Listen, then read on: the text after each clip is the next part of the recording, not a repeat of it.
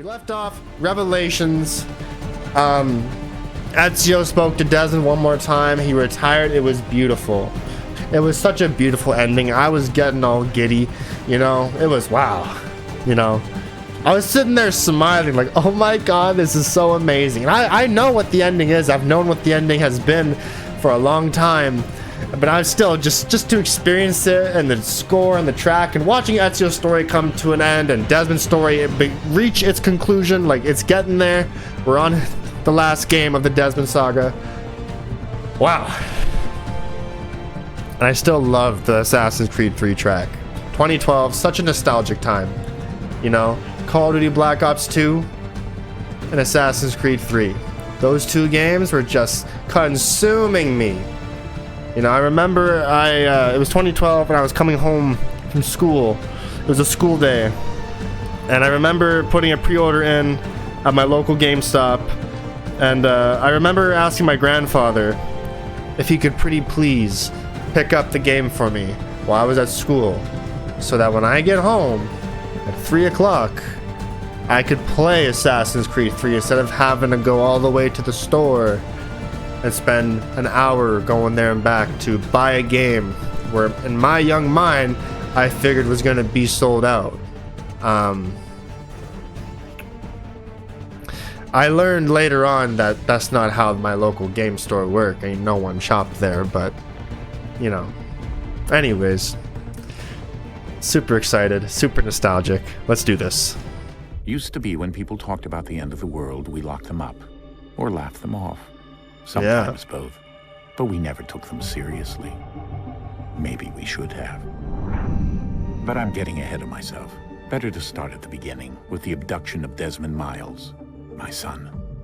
This boy had no ambition, no direction, no plans for the future. What he did have was a heritage, one he chose to deny. It nearly cost him his life. He was captured and imprisoned. Those who took him believed he could help them find something. The apple. One of several artifacts we call pieces of Eden. Bits of ancient technology scattered across the globe. Some hidden, some found, all of them dangerous. Most are held by a single group, the same group that now had Desmond. You know them as Abstergo Industries. We know them as the Templars, as the enemy. We've been fighting them for thousands of years. Even longer if you believe the stories of their origins. I do.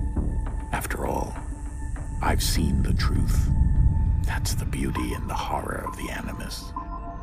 A device that allows us to enter and experience the lives of our ancestors. It holds the power to change everything, to show us history the way it really happened. Up until its creation, to the victor went the spoils, went the truth. We're trying to fix that, to free minds and bodies both. But there's only so much that we can do, and the Templars have the upper hand these days. But something larger than the Assassins and Templars is approaching, bigger than all of us. And if we can't find a way to stop it, these next few weeks will probably be our last. Everyone's last. In the end, it all comes down to him. To Desmond. Through the Animus, he discovered his heritage, explored the lives of his ancestors, and uncovered their secrets. When that was done, he trained. He used another ancestor to provide decades of experience in the span of a few days. It worked. We think. We hope. Soon, though, soon we'll know.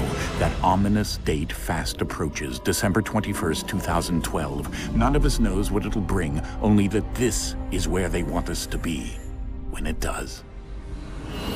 They've been guiding us in their own fractured, frustrating way.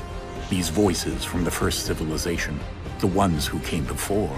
I love this track so much. Wow. Immense power and uncertain motives. I love the intro. They're the ones who made the pieces of Eden. This is where they've led him, and through him, us. He stands at the entrance to this long-lost place, armed with the knowledge of Altair and the abilities of Ezio. He holds in his hands the apple of Eden, and we stand at his side, ready to support him however we can. His name is Desmond Miles, and he has brought us to the end. Show that intro to anyone that doubts how awesome Assassin's Creed was. That's an amazing, amazing cutscene, intro, opener, whatever you want to call it. I love it so much. We're here.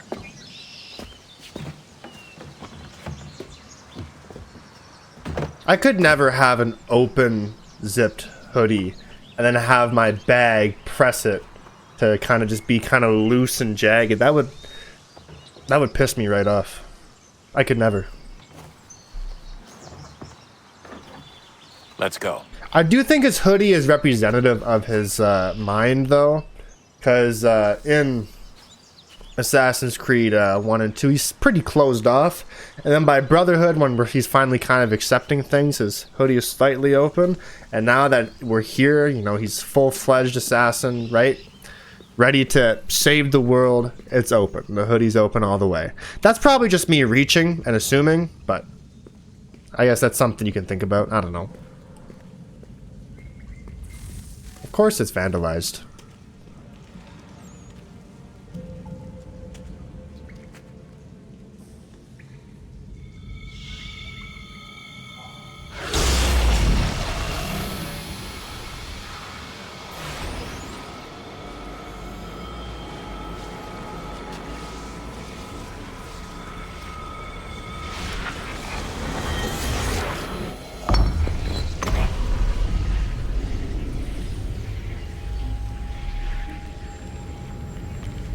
In another moment, down went Alice after it, never once considering how in the world she was to get out again.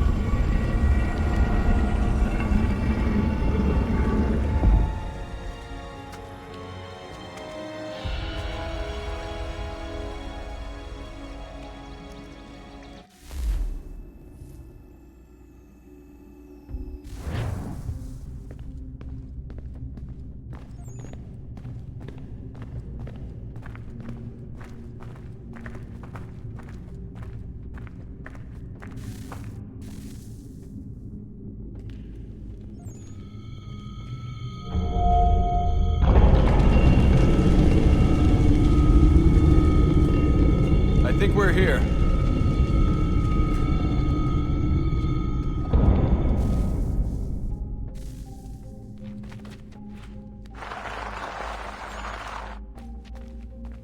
I love this track so much. I love all the modern day tracks in this game.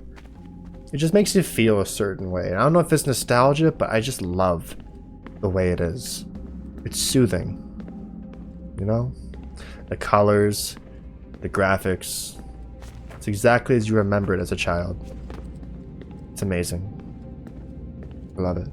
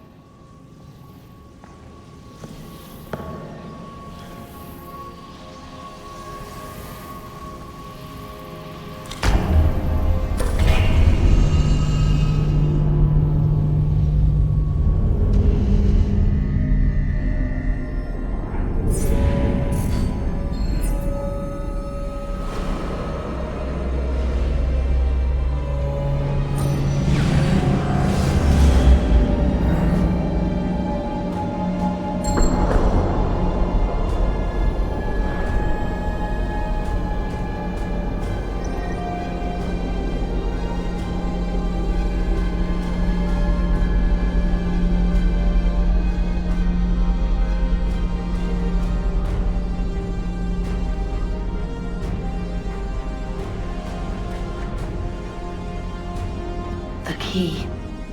You must find the key. Son? Sir.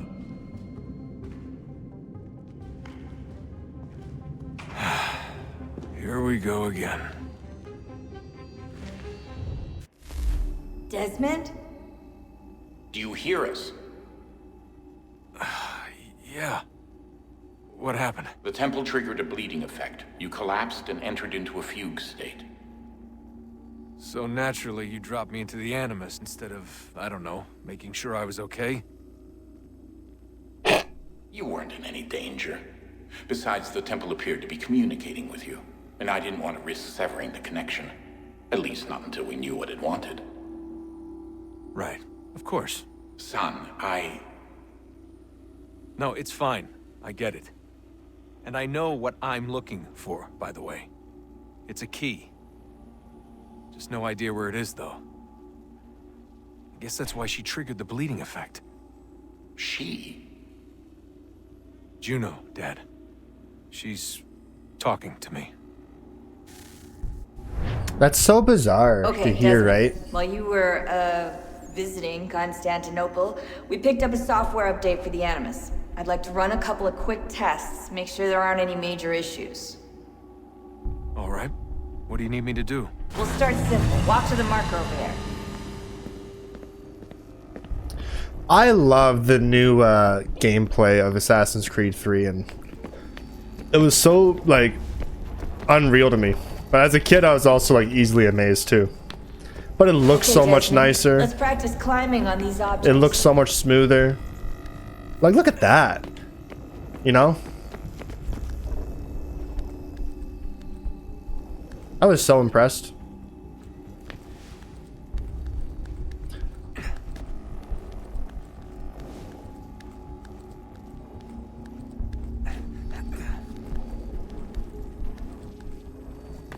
Free run your way through this little obstacle course.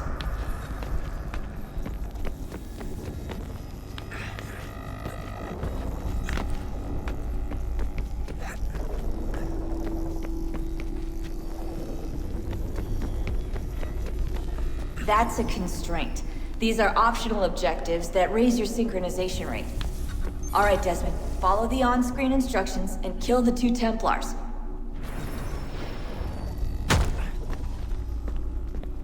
And like the fact that those objectives were just there, it was always nice All you have to do here is jump the gap.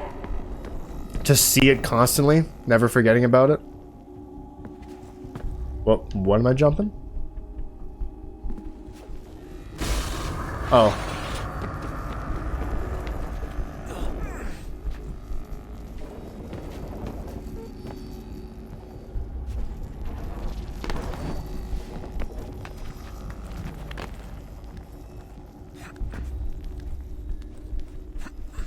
It's very white.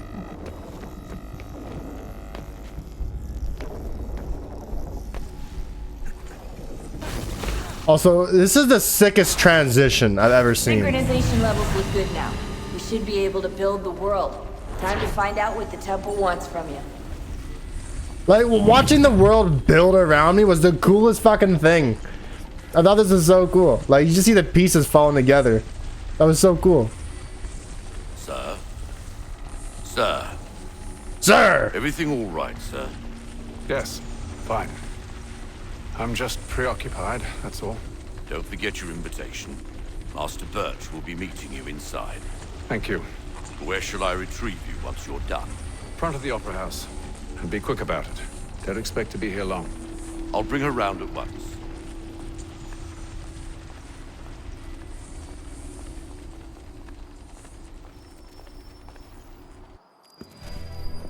Invitation, please. Shall I take your coat, sir?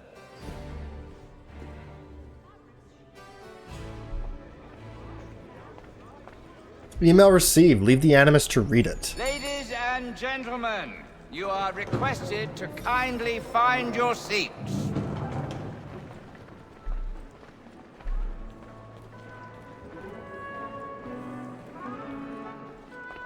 Good evening, sir. This way, please.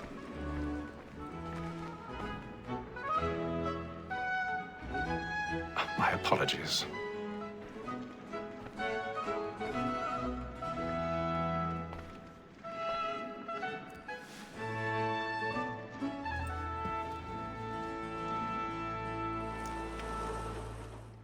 Evening, Haytham.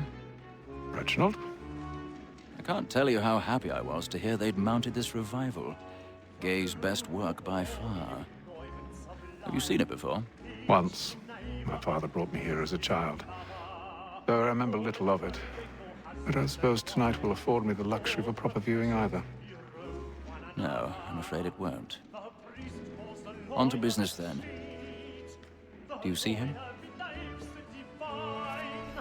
And a statesman because he's so great.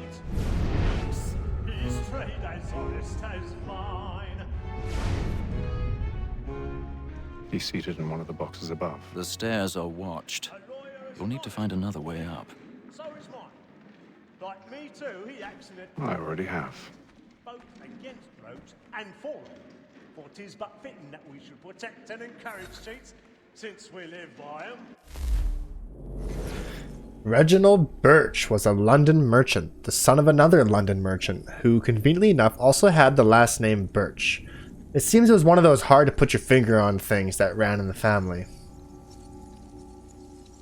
Birch started in business for himself at an early age. By the time he was in his mid-20s, he already owned several merchant ships, mainly dealing with the tea trade to the American colonies. That's pretty good going, seeing as by the time most people are in their mid-20s, they don't even own a shirt. I mean, to be fair, I was not bought this shirt. This is my very lovely Fallout shirt that NukaDud got me. I like it a lot. I have him as a part owner of the Providence, among others. Later in life, Birch also owned several businesses in and around London. He was a member of White's, which was a posh gentleman's club in London, and generally a well-known and respected man about town. From what I can tell, Birch met Haytham Kenway while working for his father, Edward.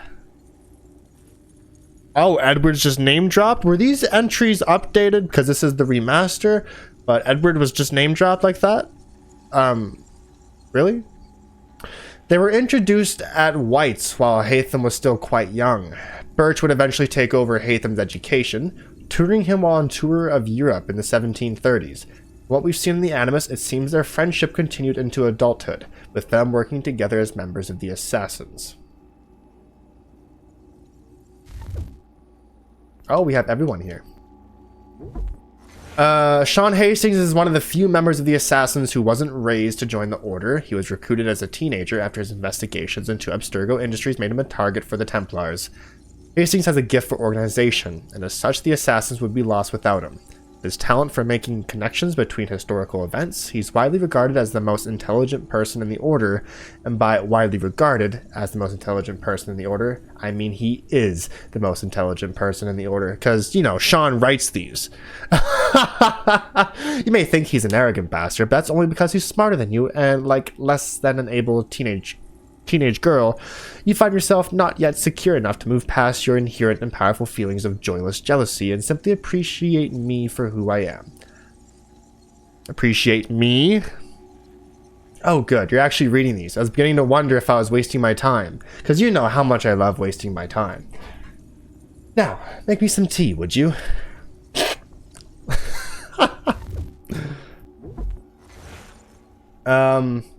I also like how the year was masked in this as well. Yeah, nice try.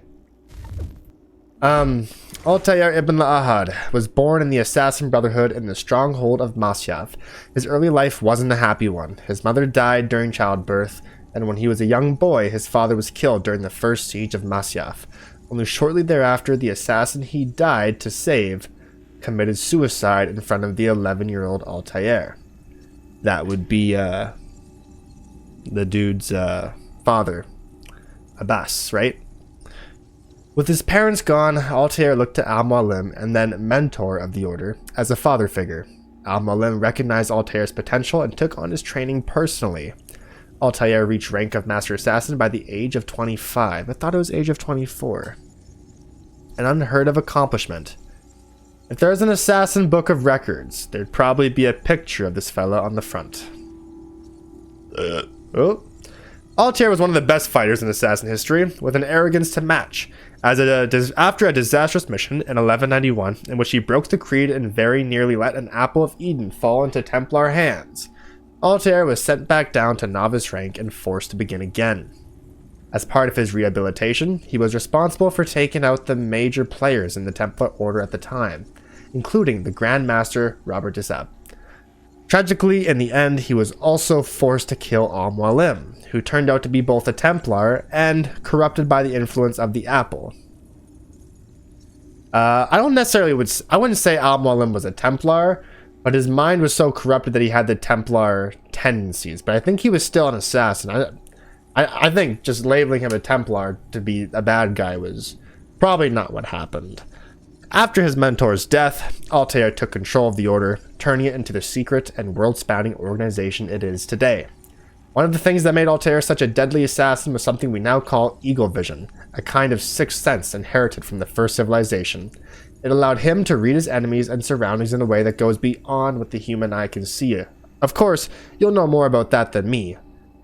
Can't believe I just typed that. Because it's in your blood, and that's part of why you're here. Let's be honest. You knew you weren't here because of my enduring affection or my warm and passionate cuddles. I love that Sean is writing these again, instead of Clay. Ezio Auditore da Firenze was a master assassin during the Italian Renaissance, as well as being an inheritor to the mysterious ability of eagle vision, and one of your ancestors. Ezio was something of a playboy in his teenage years, but his life changed in 1476 when his father and brothers were arrested and executed for treason. Ezio tried to save them, but the evidence clearing their names mysteriously disappeared in the hands of a family friend. Instead, they were hanged as Ezio looked on. Ezio fled with his mother and sister to Monteriggioni, where he sought refuge with his uncle, Mario Auditore. While Ezio had originally intended to continue on and settle in Spain, Mario had other ideas. He was the leader of the Italian Assassin Brotherhood and spent the next several years training Ezio and convincing him to help fight the Templars responsible for the deaths of his father and brothers. Ezio spent the next decade assassinating his way through the Templar ranks, eventually cornering the Templar Grand Master Roderigo Borgia in Venice in 1487. Borgia got away, but Ezio was able to recover an Apple of Eden and was formally inducted into the Assassin Order. After several setbacks over the next few years, Ezio traveled to Rome in 1499 to confront Rodrigo, who by then had become Pope Alexander VI. After defeating Rodrigo, but sparing his life, Ezio opened a hidden vault under the Sistine Chapel. There, he discovered a message left by the first civilization, warning of a catastrophe that would threaten to wipe out humanity. Yes, that would be the one we're facing right now. Over the next 20 or so years, Ezio worked at strengthening the Italian Assassin Brotherhood and fighting the Templars, which is sort of what we do. One of his greatest accomplishments would be discovering a hidden library belonging to Altair, hidden under the former assassin stronghold at Masyaf, and containing another message from the first civilization. He retired from the Brotherhood shortly thereafter, which is what we call ending on a high note. He was terrific at jumping too. Ezio died in Florence in 1524. Terrific at jumping too. I'm not exactly sure what that was supposed to mean, but Altair and the apple likely was spoken to by the first civilization saying that this is going to happen. There was a message to happen here, and it all just played out perfectly. Revelations, right? And now we're here.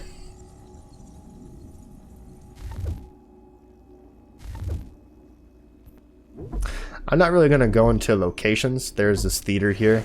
It's a lot of... Fuck it, let's read it. You might hear this referred to as a Covent Garden, which it faces, or the Royal Opera House, which it later became. However, this is the original Theatre Royal building, opened in 1732, destroyed by fire in 1808. It will be rebuilt, then destroyed by fire again in 1857, and then almost completely renovated in the 1990s. They've installed a smoke detector this time. The original theater lineup was varied, containing ballet, operas, even acrobatics. Many of Handel's operas opened here, right up until his death in 1759, when he mysteriously stopped writing them. But the building was mainly used for presenting plays, at least for the first 100 years of its history. The reason? It held the exclusive rights to perform spoken drama in London. Awarded by King Charles II. Yes, kings could do that, though why they would is beyond me. Is this the same opera house that Jacob burns to assassinate Maxwell Roth? I'm actually going to put a little marker in there for me to find out for myself. If so, wow. If not, then I don't know. I will say I'm going to look forward to reading about the actual history, the American history that's going to be behind here. So we are going to read up on that. And then I just reckon we just got to keep up with this. Black Mall had sent word of trial comes on in the afternoon. And she 1,000 pardons. So sorry. My apologies. Very active and industrious. You may satisfy that I'll soften the evidence. Tom Gag, sir, is found guilty. A lazy dog. When I took him the time before, I told him what would come to if he did not mend his hand. This is death without reprieve. I may mention a booking. For Tom Gag, £40. Let Betty Sly know I'll save her from the transportation, so I can get more by her staying in. Betty, I've brought more goods into our loft here than any. Damn, they making out. And in truth, it's a pity to lose so good a customer. If none of the gang take her off, she may, in the common course of business, leave her 12 months longer. I love to let women escape. A good sportsman always lets the end bar business fly, because the breed of the game depends on it. Besides, here the law allows us no reward. There's nothing to be got by the death of women. Except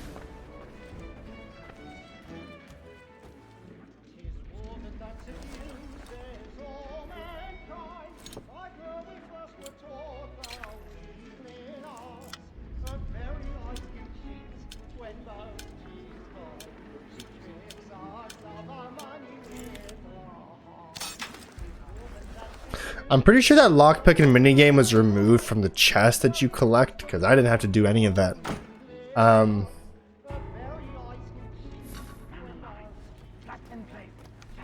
don't exactly remember all that changed between the original and the remaster, but I know there was a lot of changes for quality of life improvements.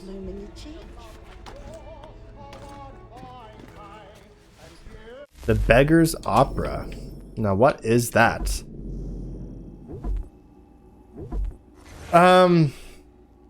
It's a musical.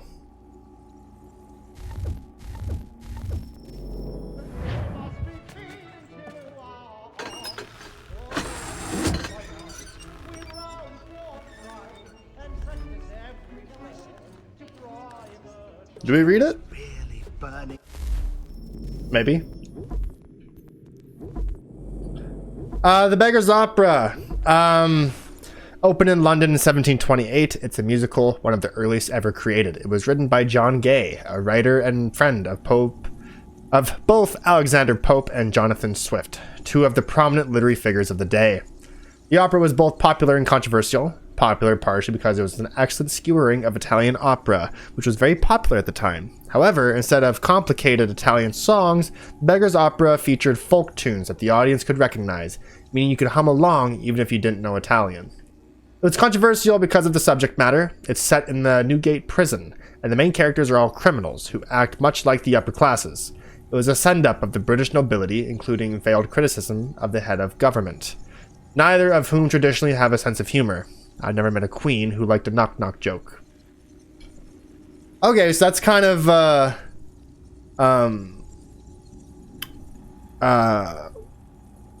fitting for the theme of the game. So, criticism of government.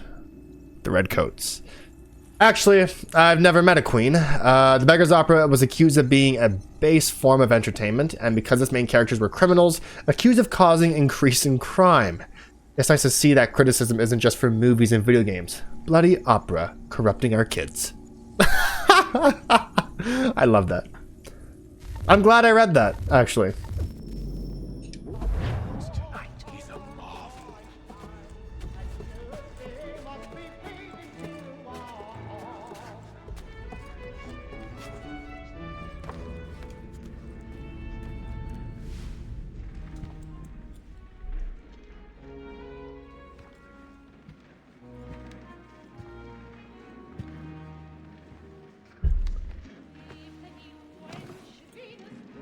Haytham.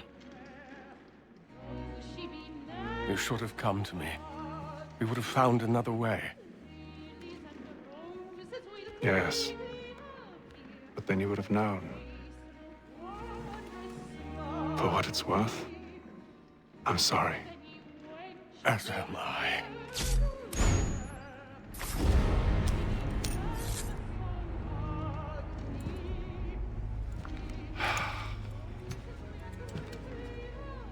That fucking kid.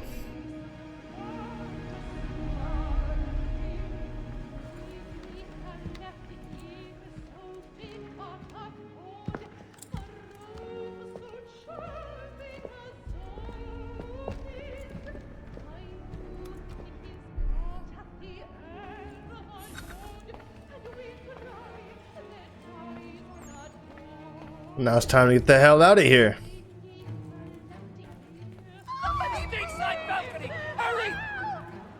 Come, please! Over there! That man there! Seize him! Whoa! A man was killed in the I've done no wrong! I search him. Any weapons? I beg your pardon, man. Did you notice anyone suspicious Please! coming Peace, friends! There is no danger! Sir, try to remember. Be careful. I can't get out of here fast enough.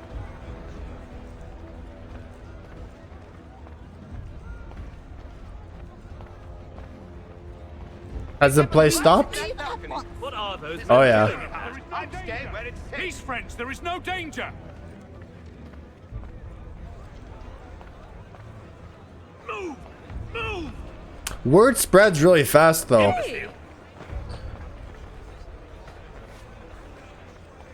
I mean,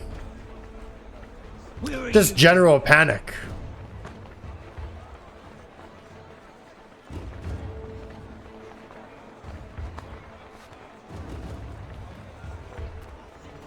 I need to get out.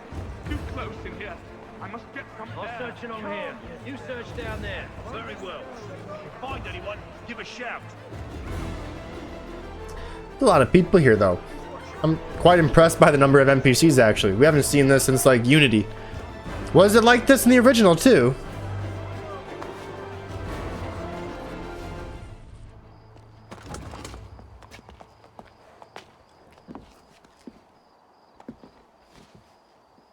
And how was the opera? Rather dull, truth be told. What about your hat? Shall we be off then? Aye. To Fleet and Bride. By your command.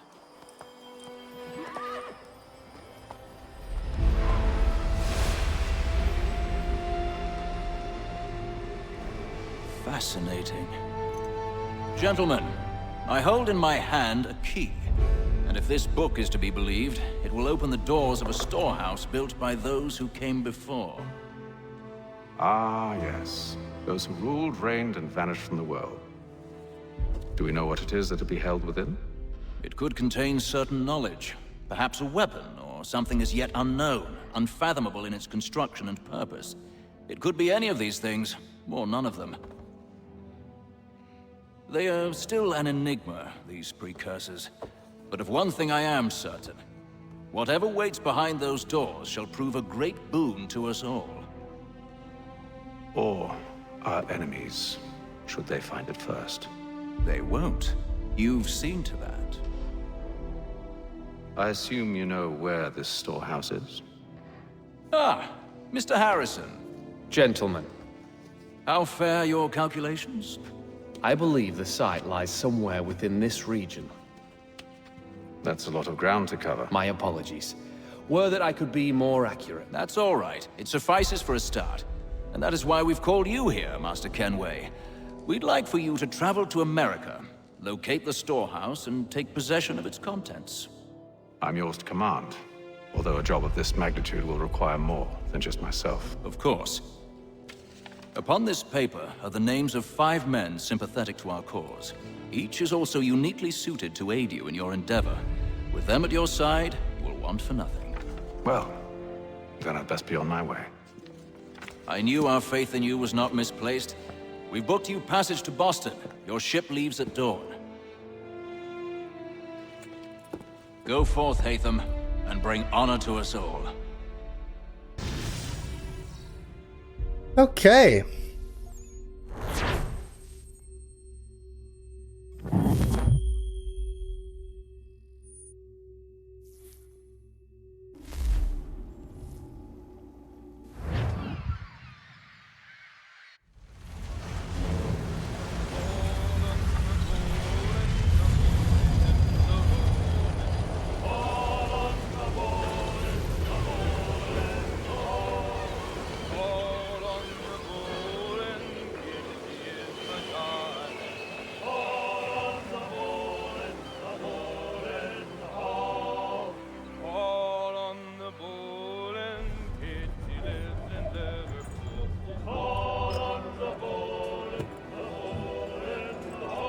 Fresh air might do me good.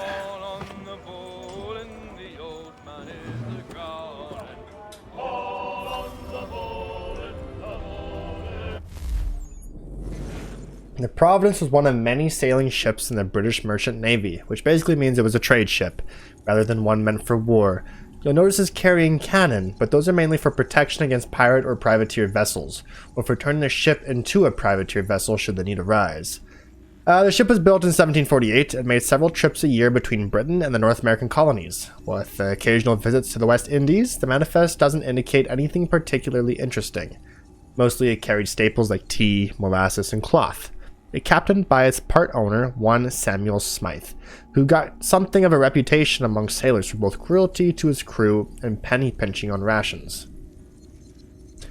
Incidentally, that's not exactly a way to keep good sailors on board. The crew is probably both inexperienced and disgruntled. Ideally, you want an experienced crew who are hugely gruntled, although you likely don't know much about running an 18th century sailing vessel. Odds are you won't notice the difference. That's right. If you want good process, you need experienced crew that are happy. And unfortunately, that comes with money. You have to invest in your staff and your crew. And, you know, I mean, how many places do that?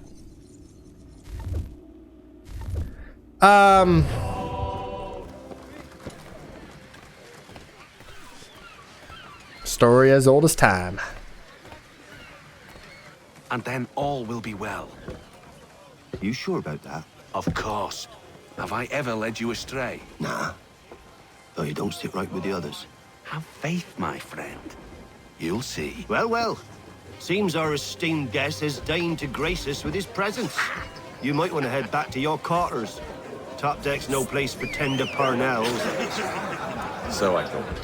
And yet here you are. Fancy yourself a joker, eh? Let's see how funny you find this. You know, that's enough, Graves. Stay out of this. You know, a ship is a really bad place to start conflict because you can't go nowhere.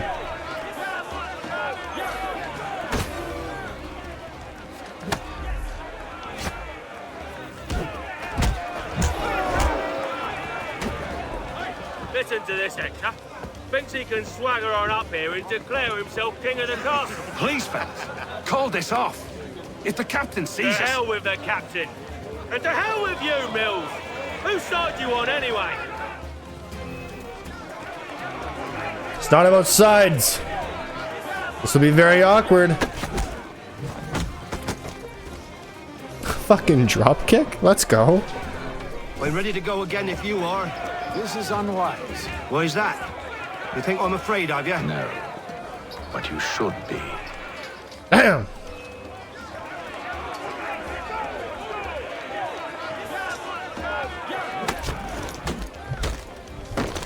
Damn! Do you yield? Never! How do you like these odds? Do it. Come on.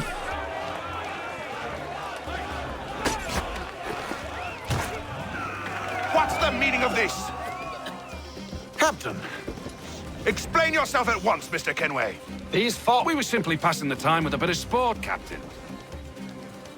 How about you pass the time by doing your goddamn jobs instead? I wasn't aware I was paying you to loll about. A word, please, Mr. Kenway. Oh, I nearly forgot. There's your knife back.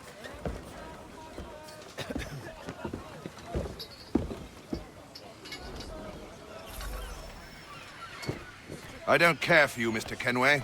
I've had nothing but trouble since you came aboard. Your problems have nothing to do with me. I beg your pardon? You're a poor leader, ill-tempered and cruel, and it's clear your crew has no respect for you. Damn! That's what we read! Look, I don't want to argue. In fact, I need a favor. Oh, this is rich. I suspect some of the men intend to mutiny. Really? What a surprise. As I cannot trust any of them, I am compelled to turn to you. And why should I help you? Yeah. Because if they do intend to betray, I'm the only hope you have of reaching America alive. Well, what will it be? If what you say is true, what other choice do I have? Think. But let me be clear. Should you ever dare to insult or threaten me again, I'll not hesitate but to cut off your head myself. Are we understood? Haytham, you a bit of a badass. You corporate hating badass. Good day. Just was that from his? Was that from the fucking captain's call? This guy, I like this guy.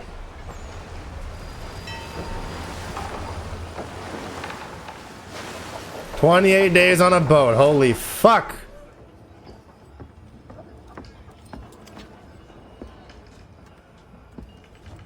Mr. Kenway. Captain? Whatever they're up to, I believe it's coming to a head. I'd best get to work.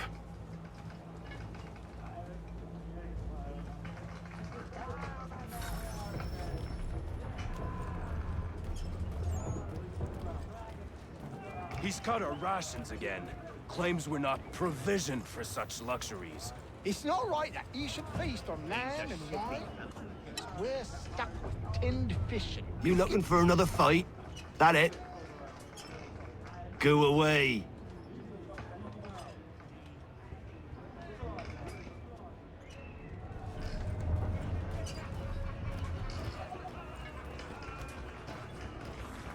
I didn't realize there was optional dialogue.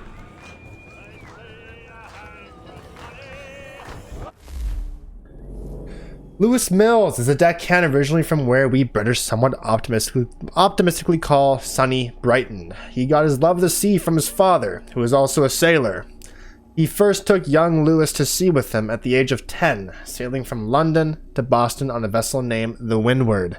As he grew older, Mills kept working as a merchant marine, traveling the world and gaining a reputation as a reliable and level-headed sailor. He joined the crew of Providence in 1752, staying with the captain and crew through a variety of hardships. Though by 1755, he was thinking of moving on.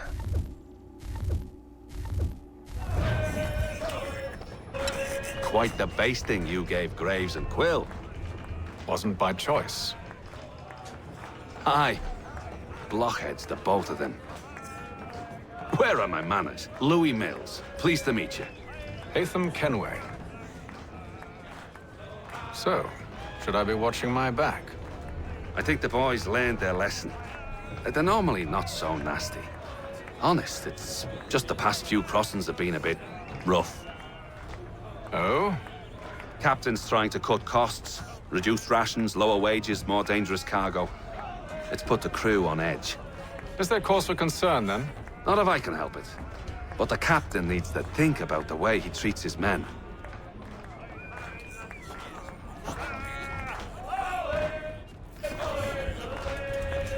Yeah. I ain't got nothing to say to you.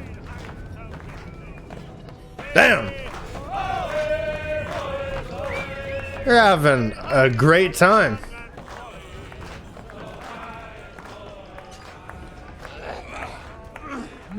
You there. I have some questions for you. That's nice, but I ain't got time to gossip. Probably wouldn't have anything useful to share anyway.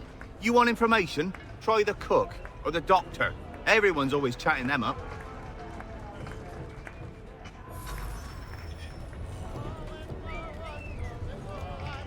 Okay. This seems like a good time. How long does the crossing take? We're at day 28 and 26 days passed since the fight, and we're just now talking about it? Won't be serving for another couple hours. Some biscuits in the barrel if you're desperate. Actually, I've come with a question. What's that? Have any of the men been acting strange recently? Said anything that struck you as out of the ordinary? The boys cry about the rations, as if there's anything I can do about it. But beyond that, I ain't heard much. My advice? Go find James. His ears are always open. And where might I find him? Right behind you, actually. He's the one sitting on the barrel. Well, that was useful. But right behind me is a bunch of pigs. And a goat. I didn't realize we had ice on deck.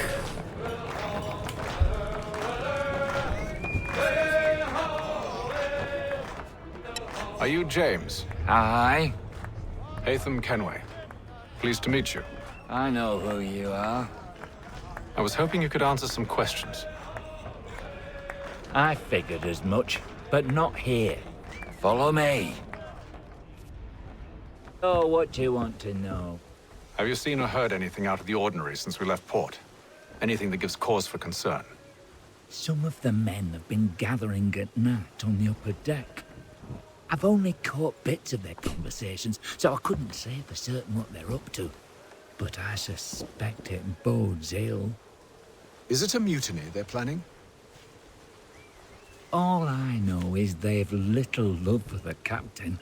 Mills has been trying to talk him down, but there's only so much one man can do. Thank you for the information. I only wish to see us reach the colonies alive. Yeah. I mean, like, a ship is a really bad place to do this, no? Like, you're on one vessel in the middle of fucking nowhere, right? The Atlantic Ocean is not where you want to die, alright?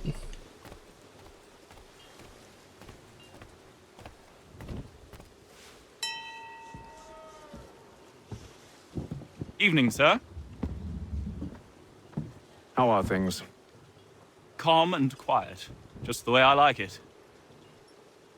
What brings you topside? Thought I'd wander a bit. Stretch my legs. That's all.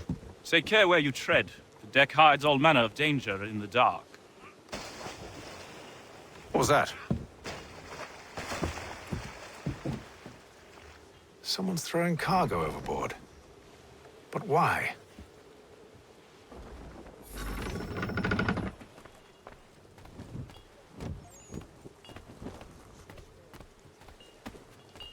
Yeah, who would do that? We got a fucking shortage of rations. Because Captain Prick over here. Won't hardly take his hat off. Keeps his face hidden too, so we can't see him watching. Quiet! He's cut our rations again. Claims we're not provisioned for such luxuries. It's not right that you should feast on lamb and wine whilst we're stuck with tinned fish and biscuits.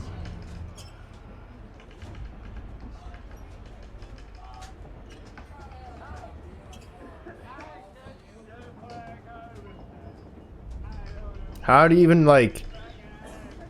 Where did those barrels get thrown from? Most curious.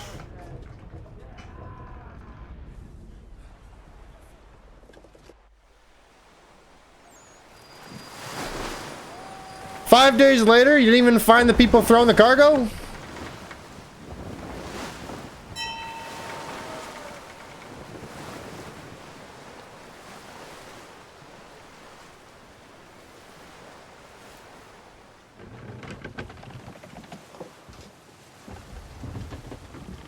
Any news?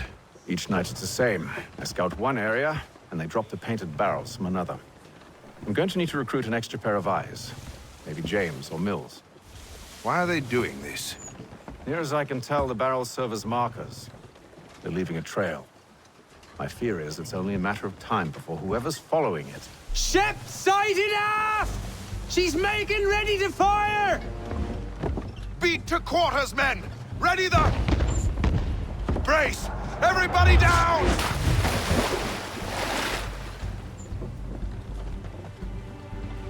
A warning shot! Seems they don't mean to sink us, but board us instead! Man the cannons! Make ready to fight! I want you below decks! Why? Let me help you secure the ship. Do you know how to rig a sail? To load a cannon? To wage war at sea? I didn't think so. Now return to your cabin, or do I need to have you escorted?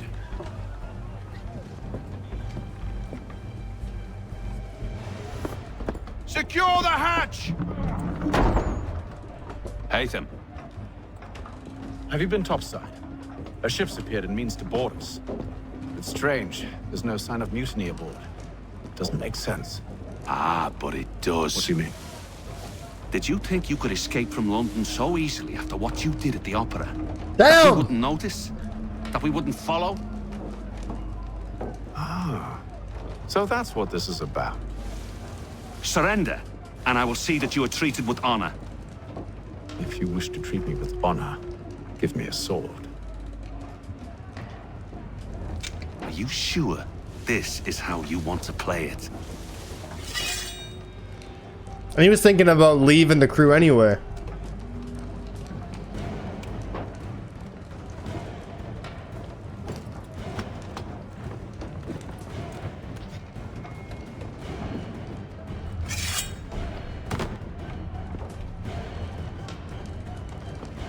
Alrighty then.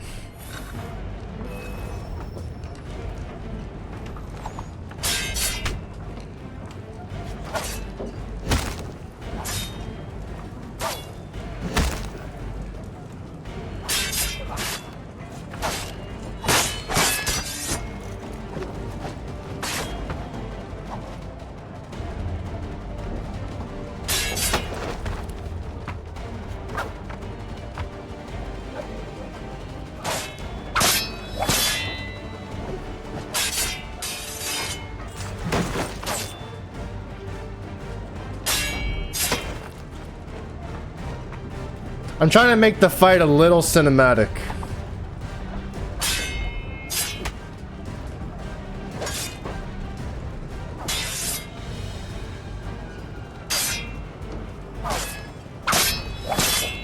Come on.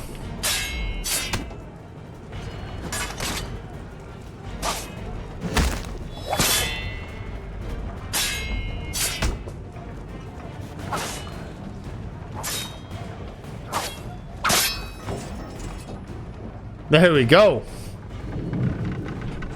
Kind of toyed with him a little Told bit. you to stay below decks. I did as you asked. Only Mills was there waiting for me. He's the one that drew that ship here. There was no mutiny, only him. What do they want? Me. Then they can have you. Is that so? They'll catch us anyway. There's nothing to be done. I can think of something. You wish us to sail into the storm?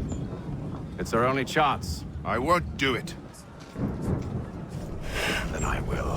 All right, all right. Damn, because they don't like him anyway.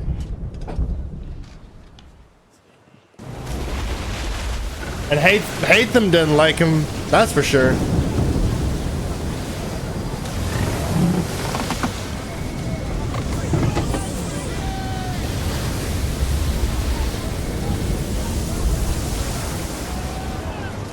We need those ropes secured! I told you this was madness. Arm yourself. I'll fix your sail for you. All right.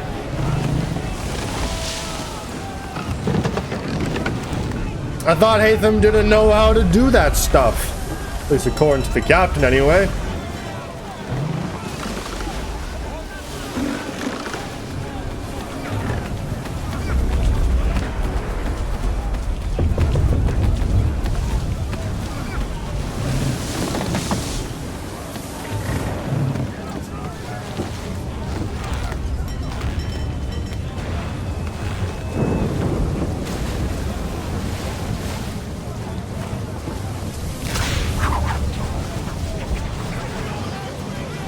The line snapped. No good. Tie the loose end before we lose the sail.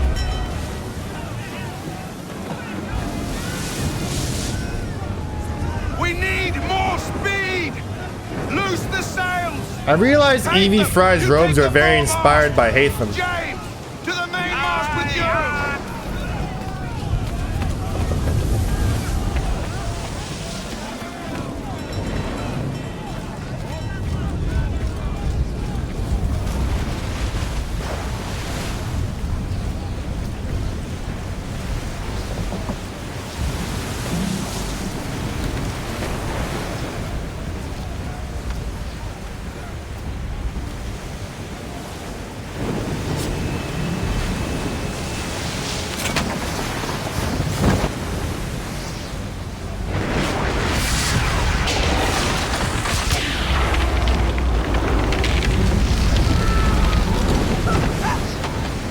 Good lord.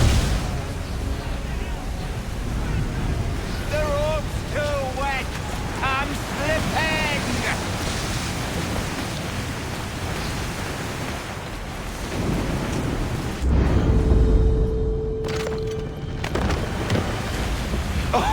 Oh, thank you, thank you. You're a good guy, Haytham. You're a good guy.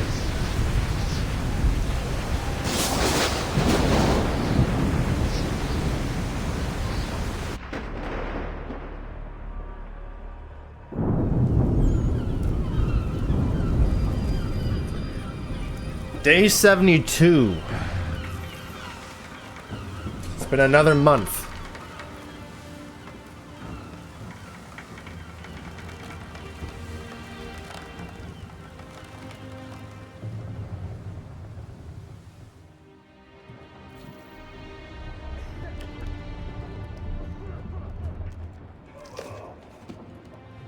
Paid in gold?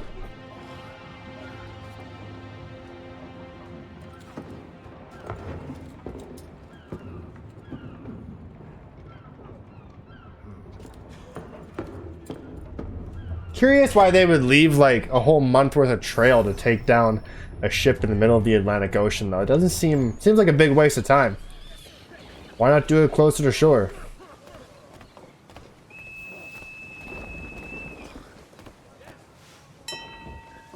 Make ready for our arrival, men! Arrival? I see no land, only this interminable fog. The gulls tell us all we need to know. Climb into the crow's nest and you'll see.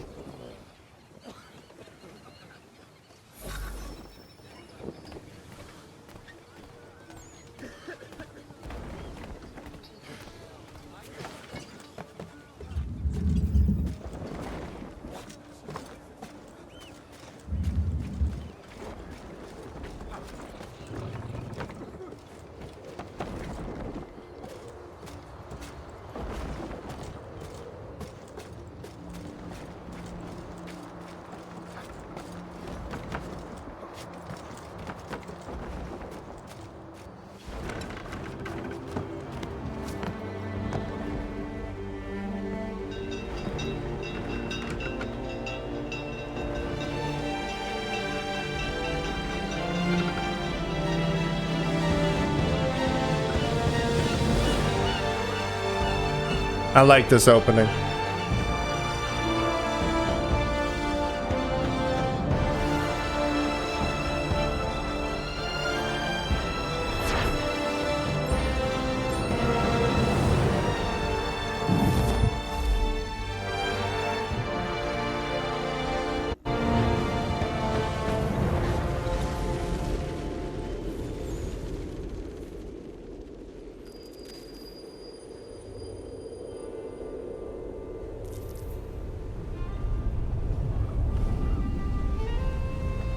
Master Kenway!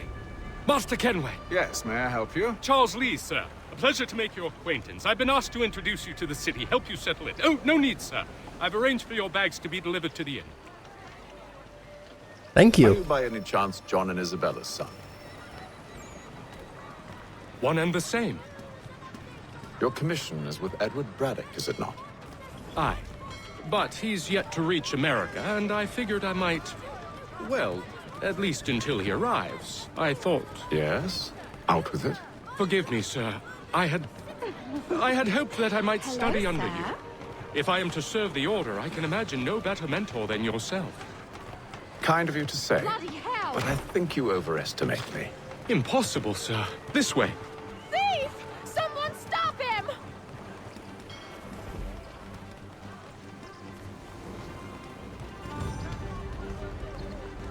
The flags of Britain. Boston's quite a lively city. There's all manner of things to see and do. Once you've settled in, I suggest you take some time to walk the streets. Who knows what opportunities you might discover. Hold a moment. I need to fetch a few things before we get to work. I'll arrange for horses while you do that.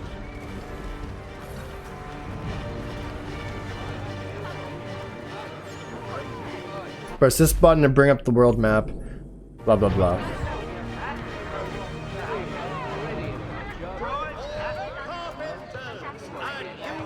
The general store.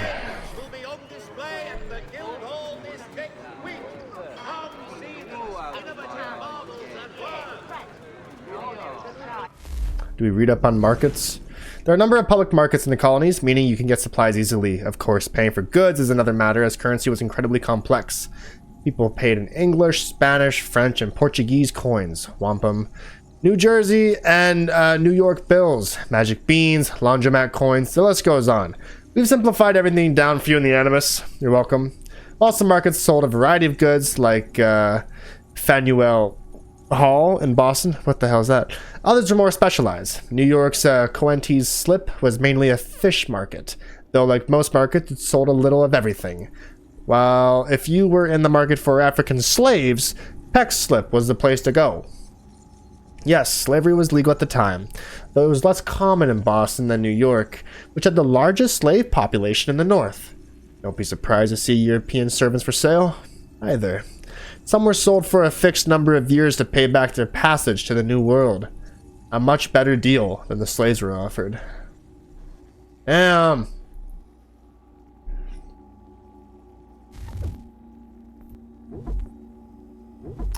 Of course, crossing the Atlantic today is as easy as a plane ride, but it was much more difficult in colonial times. Even though I imagine the tiny food and cramped conditions was likelihood of sitting next to a fat man for many hours was pretty much the same. For European travelers, it was at best a 6-week voyage, but depending on delays, it could last months. Dangers included storms, and their opposite being called seasickness, food running short, and dying of boredom because you had nothing to do all day. For Africans captured into slavery, the Atlantic voyage was much worse. Across the Middle Passage, usually to the Caribbean, the journey was just as long, but slaves were kept below decks and rarely allowed out in the fresh air, with the men usually in shackles. They were given only 1 meal a day, less if provisions ran low. Disease was rampant, and mortality rates were high. We see this in Black Flag when Edward is taken prisoner and he's with Adewale, who is a slave in those shackles. I will never complain about being inappropriately touched by airport security again. Though to be fair, we're now firm friends, and Juan was very gentle. Who the fuck is Juan? Very interesting. I am liking these entries. Anything else? Charles Lee. Charles Lee was a British soldier who went on to be a major figure in the Revolutionary War. Lee's father was a colonial in the British Army and started his son off in a military career early. He was sent to a military academy in Switzerland during his formative years, and then in 1746, Lee became an ensign in his father's regiment. Lee was sent to the colonies in 1755 to fight in the French and Indian War. He served under Edward Braddock, and then later at Fort Ticonderoga, where he was injured in the fighting. Lee recovered and later fought at Fort Niagara. I'd always thought there were a lot of fort fights fought. He finished his time in the colonies with the British conquest of Montreal. Lee returned to England in 1760, possibly because he was seeking career advancement. He was named a major in 1761 and was sent to fight the Spanish in Portugal. Though his service record there was good, Lee didn't receive praise on his return home. In fact, he was retired from the army at half pay. After that, Lee became a vocal critic of military higher-ups and the British Prime Minister, and found that his military career had inexplicably completely stalled. You know, I get so immersed in this game. Like, I don't see why Haytham would be running to the store. You know?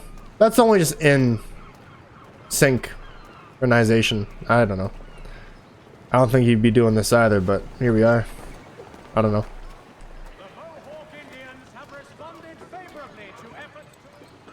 Damn sprigs. This accursed city will be the death of me. Oh, wow. You seem troubled, friend. That's because I am. Greatly so, in fact. What's happened? I was robbed. The old Balkan file. Though I've managed to restore what's mine, I fear it's ruined. You mean the book? This is no ordinary book. It's an almanac. The first I ever wrote. What's an almanac? Benjamin Franklin. Pleased to meet you. Haytham Kenway. You must be new to Boston. Why do you say that? You're still possessed of virtue. To stop and help an old lout like myself. I don't mean to impose, but you seem a spry fellow. Should you happen to find my missing pages, I'll reward you. Look, I'm not sure if It's all right. If you have the time, hurrah! If not, no harm done. The thing is useless in its current state anyway. But should you somehow manage to restore it, you'll find me inside that general store over there. Well, that was interesting. Collectibles with a plot.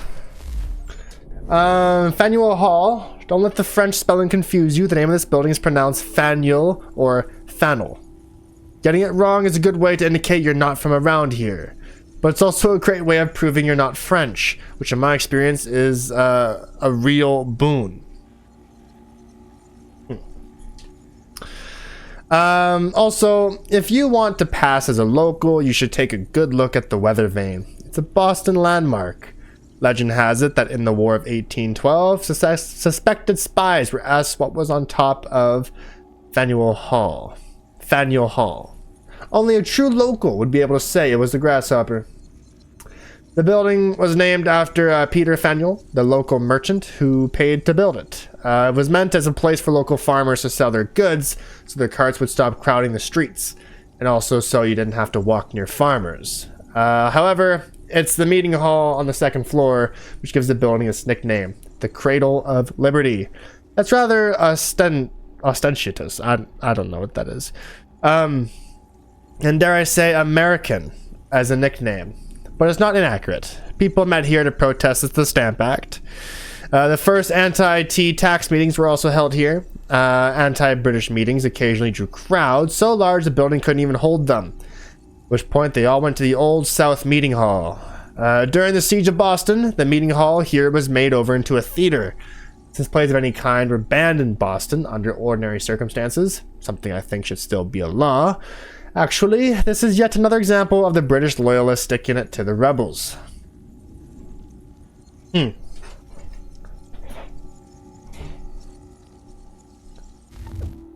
see. And then Benjamin Franklin was a renowned inventor, diplomat, and one of the signers of a Declaration of Independence. Translation, he was a rock star of the age. Benjamin Franklin was born in Boston in 1706, the 10th son of a soap maker. 10 sons. I guess his parents couldn't afford a television, and also there was no television. He began working for his brother in 1718 as an apprentice printer. However, their relationship was rocky, particularly after the elder Franklin found out that young Benjamin had been writing for the paper under a pseudonym, Silence Dogood, and writing an extremely popular column at that. Human nature being what it is, the fact that the column was popular was probably the bigger problem. Benjamin ran away in 1723 and headed for Philadelphia, where he continued his career in printing and writing, eventually buying the Pennsylvania Gazette. The business, I mean, not just a copy. That would have been one of the lesser achievements of his. He stayed in Philadelphia for most of his life. That is, when he wasn't making extended trips to Europe. Franklin had a talent for persuasion, and that made him an ideal diplomat. In 1757, he went to London to represent Pennsylvania in an ongoing legal battle with the Penn family. It was the first of several extended political trips to Britain, and he would act as a state representative for Massachusetts, Georgia, New Jersey as well, in fact. Franklin was in Europe for most of the Revolution, though he was in the colonies to help with the writing of the Declaration of Independence. Something that means nothing in 2026, apparently. Franklin was a vocal opponent of British impositions on the colonies, like the Stamp Act, and although he first fought for the rights of the colonists as British citizens, he eventually became convinced, like many of the founding fathers, that independence was the only real solution. Unfortunately, Franklin's change of heart made him clash with his son William, who served as the royal governor of New Jersey. William remained an active loyalist. The father and son never spoke again. When he wasn't founding a new nation and destroying his family in the process, Franklin was a scientist, inventing things like bifocals and more efficient wood stoves when he wasn't mapping the Gulf Stream and discovering how electricity worked. This guy is just everywhere. What have you done today? Made yourself a microwave meal and sat about in your underwear? Oh, well done, you. Hey. He was also quite the lady killer. Jesus, this guy, carrying on several friendships with women while he was in Europe. The records don't say what exactly they saw in him. Certainly not his looks. Maybe women like a man who's intelligent, like Sean Hastings. If that was true, I wouldn't be here. I'd be in Portugal, surrounded by him, and you'd be looking at a blank screen. I'm loving these, actually. There will be a meeting of the city's advocates this Friday. And here I go. At the Blue Boar. All members of that good fraternity are asked to attend. Ah, hello. Welcome. Hello, I would like to buy a sword and a pistol.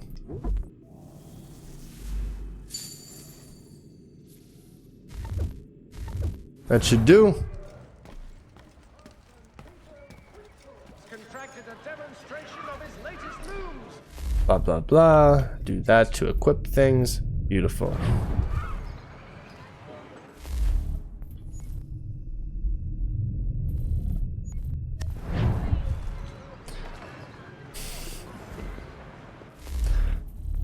Boston Gazette.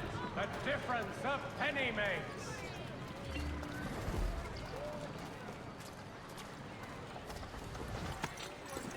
We ride for the Green Dragon Tavern. The proprietors are eccentric, but the rooms are spacious and they do not pry. Have you been told why it is I've come to Boston? No, Master Birch said I should know only as much as you saw fit to share. He sent me a list of names and bade me ensure you could find them. And have you had any luck with that? Aye. William Johnson waits for us at the Green Dragon. How well do you know him? Not well, but he saw the order's mark and did not hesitate to come. Prove yourself loyal to our cause, and you may yet know our plans as well. I should like nothing more, sir.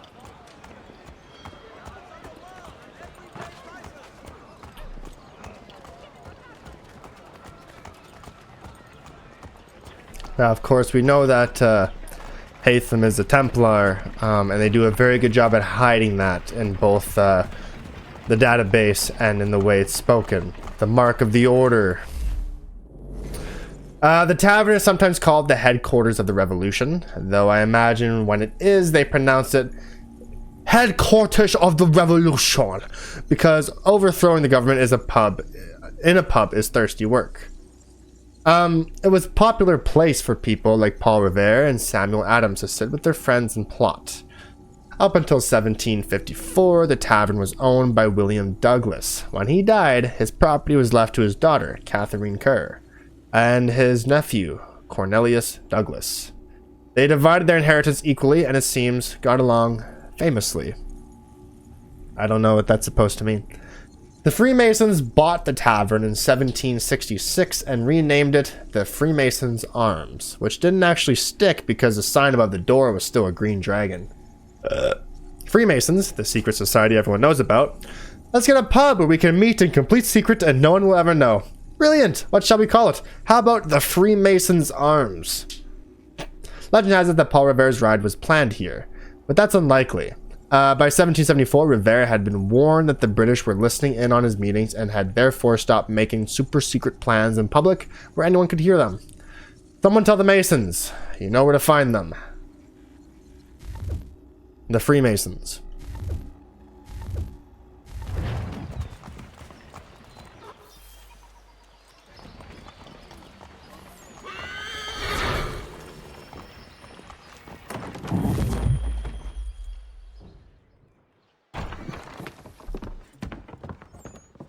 You lying, cheating, no good son of a bitch. Perhaps we've come at a bad time. Oh, they got along famously with Don't be Catherine. foolish, Okay. dearies.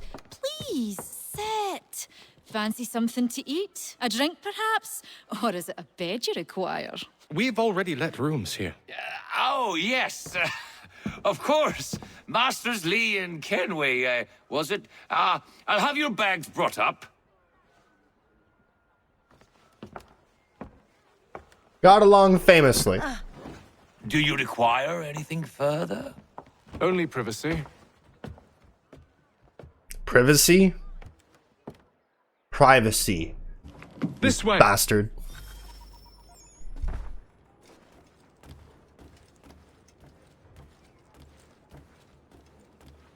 All kinds of swords in the shop, eh?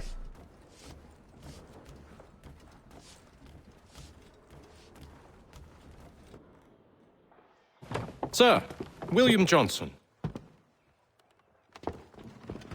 A pleasure. A good lad, if a bit earnest.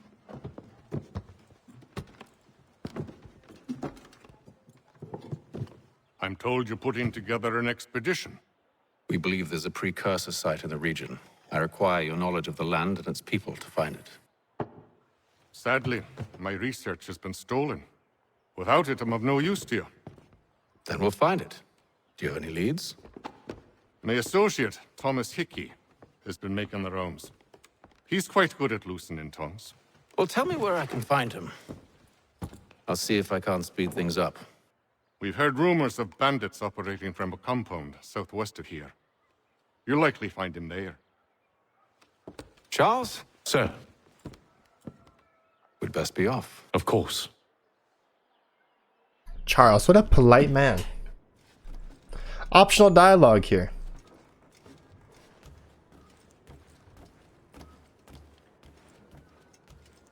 Tell me about yourself, William.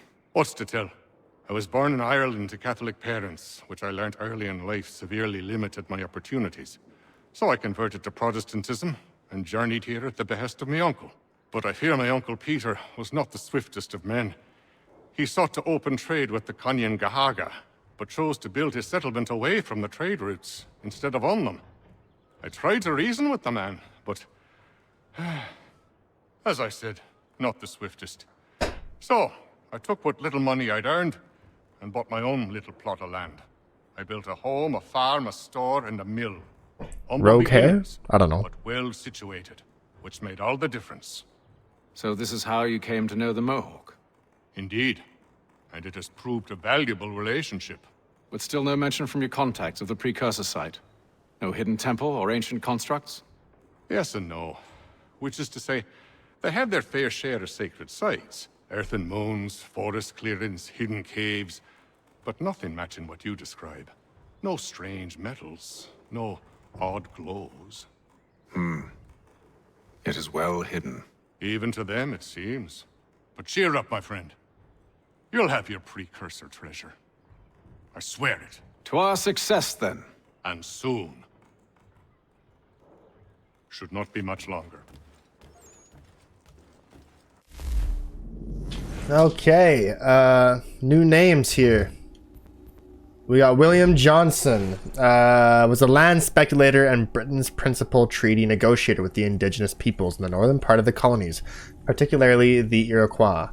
Johnson was born in Ireland but moved to the colonies in 1738 to look after his uncle's property on the Mohawk River. However, it wasn't long before Johnson branched out into business for himself, acquiring property on the opposite side of the river and setting up a sawmill and trading post, which he named Mount Johnson. Which to me always sounded like mating instructions from a caveman. Mount Johnson.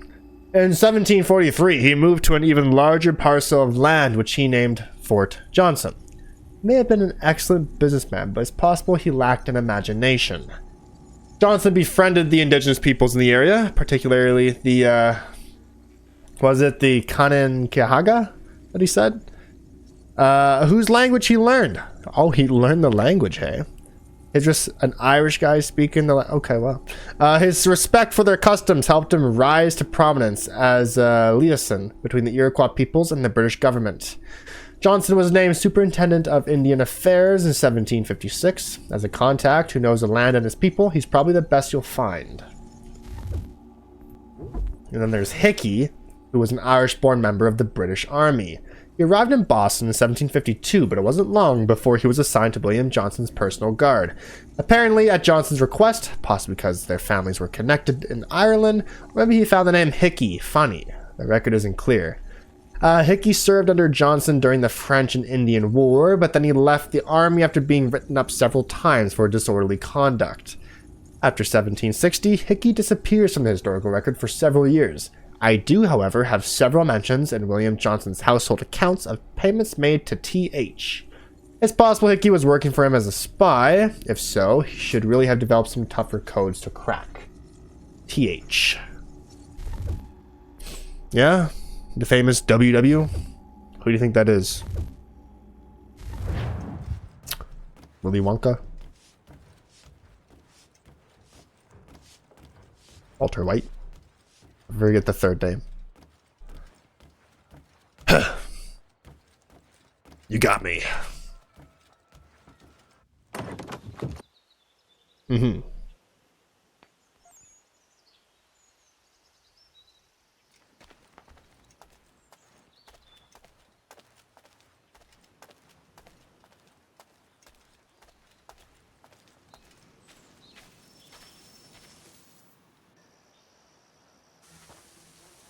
Thomas Hickey?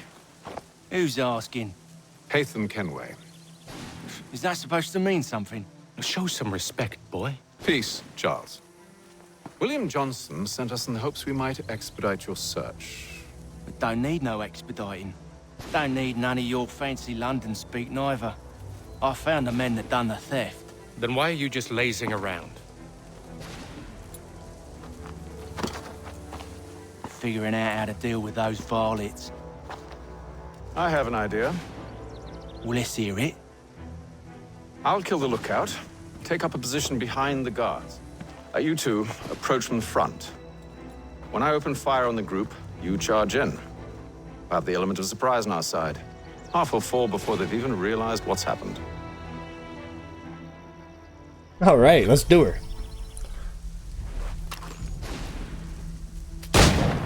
Get into position. But wait for me to take the first No one shot. heard that?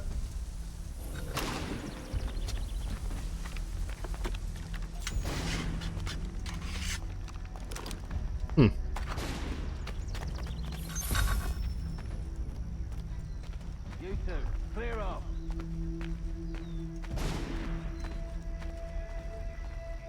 That one was dirty. I like this one better. Go on now, before you make us mad.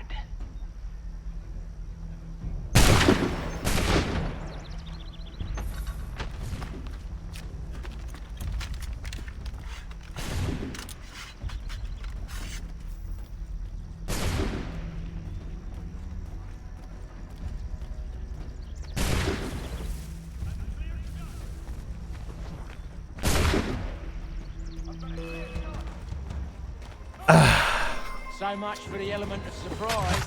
Reinforcements! Yeah. Use those spare muskets and you won't have to reload.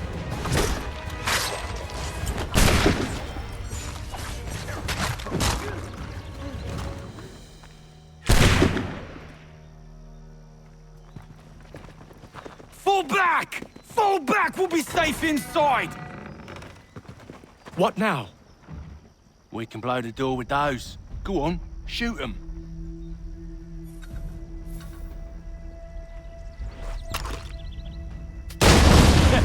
On with the show then.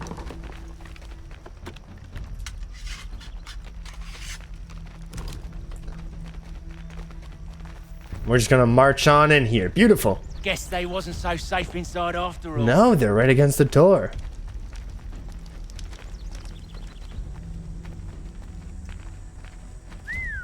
Bet this'll fetch a pretty penny. Save your looting. Lay down your weapons, and I'll consider letting you live. I make you the same offer. We've no quarrel. I only wish to return this chest to its rightful owner. Nothing rightful about Mr. Johnson. I won't ask again. Agreed.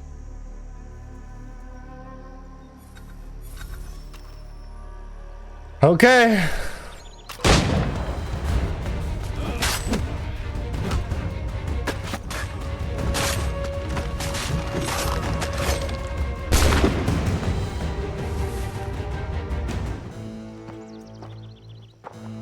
I like the Your combat. kind has no need for books and maps. Who put you up to this? Never seen a person. There's always been dead drops and letters.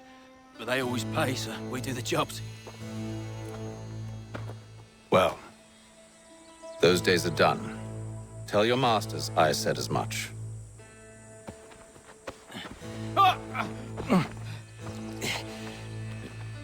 Who should I say you are?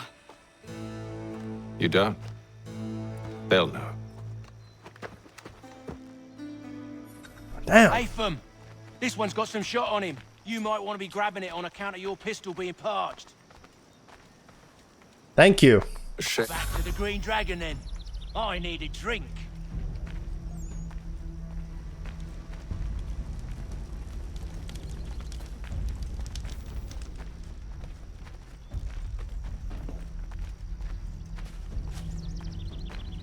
Careful, gents. We've company. Don't let go of the chest, Charles. We'll take care of this rabble.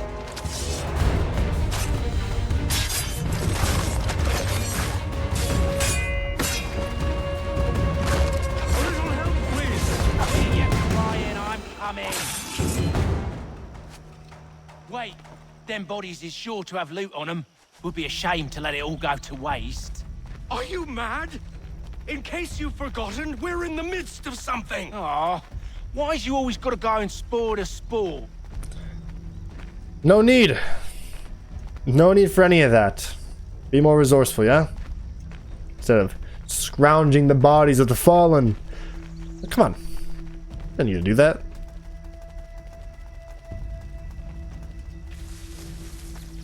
After all, we just take.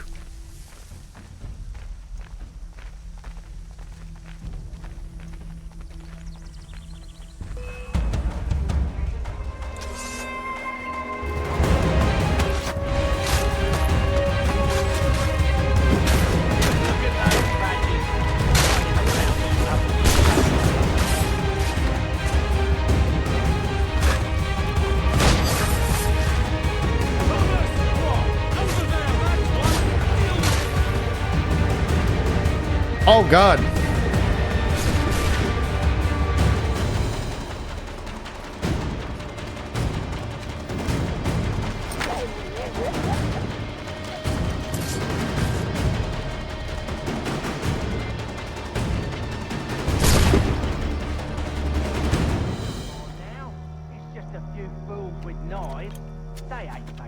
It's not the scoundrels I'm concerned with.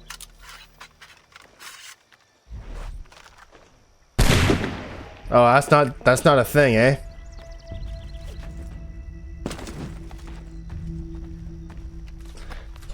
Well, all right then. Since they're perching up on the rooftops.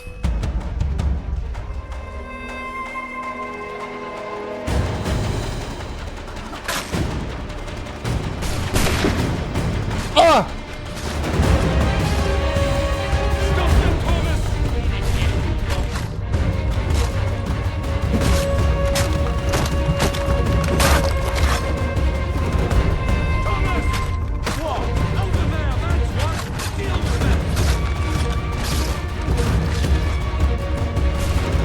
Ow!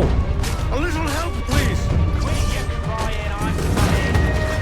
Pick this up, Haytham.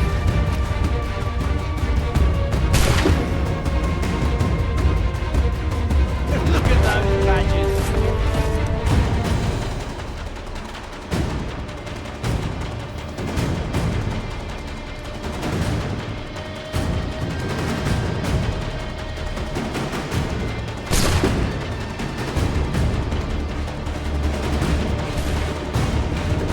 If you'll excuse me.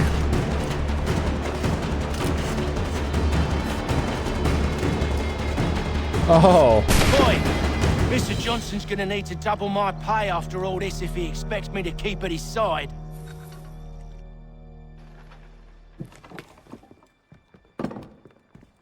There you are.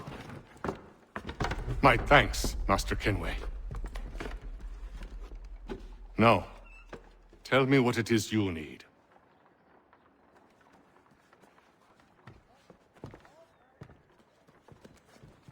The images on this amulet, are they familiar to you? Perhaps one of the tribes has shown you something similar. It appears Kanyan Gahaga in origin. Can you trace it to a specific location? I need to know where it came from.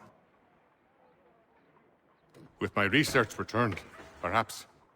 Let me see what I can do. Thomas! What? Rent yourself a room.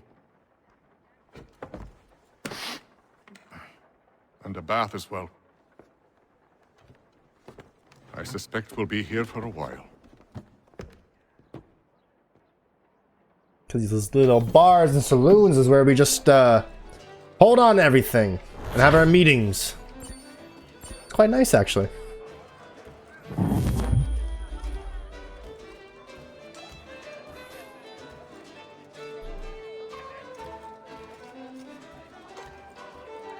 I'll let you know as soon as I have something.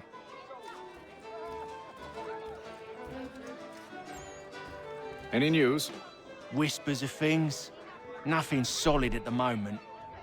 I know you're looking for word of anything out of the ordinary. Dealing with temples and spirits and ancient times and whatnot. But, so far, can't say my boys have heard much. No trinkets or artifacts being moved through your... shadow market? Nothing new. Couple of ill-gotten weapons, some jewelry likely lifted from a living thing. But you said to listen for talk of glows and ums and strange sights, right? And I ain't heard nothing about that. Keep at it. Oh, I will. You done me a great service, mister. And I fully intend to repay my debt. Thricefold, if it pleases. Thank you, Thomas. Place to sleep and meal to eat is thanks enough. Don't you worry. I'll get you sorted soon.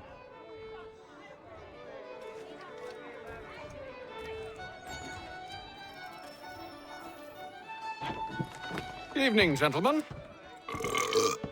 Charming. Oh, peace, Charles. He'll grow on you. Oi! Catherine, you fussock! Get back here! Very nice, Catherine. Daddy needs a drink. Oh. How fares the search? Maths and maps are not cutting it. What of your local contacts? We'll need to earn their trust before they'll share what they know. I have an idea on how we might be affecting that. There's a man who's taken to enslaving natives. Rescue them, and they'll owe us. Damn! Do you know where they're being held? Afraid not. He's just Benjamin going at Chester. her. He's a finder and a fixer. He's also on your list. And there I was, wondering whom I might solicit next. Well done. Okay.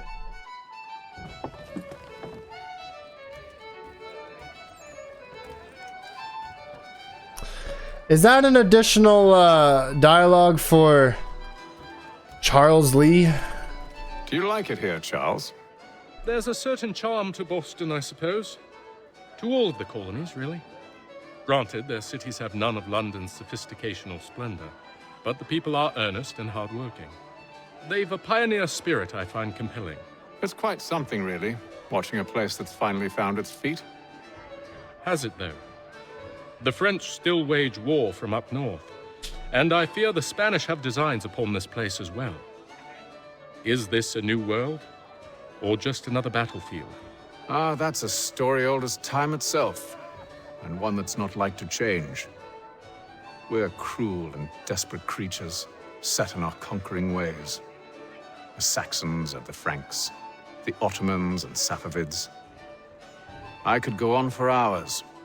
The whole of human history is but a series of conflicts and subjugations. A desire for more and more and more. I pray one day we rise above it. Whilst you pray, I'll act.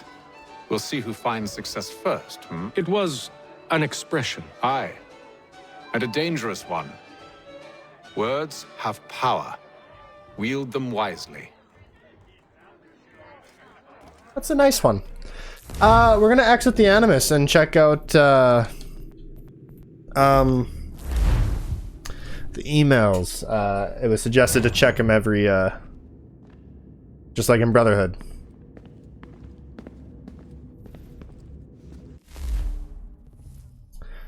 Oh, you can replay the modern day missions now. Through here. Received messages.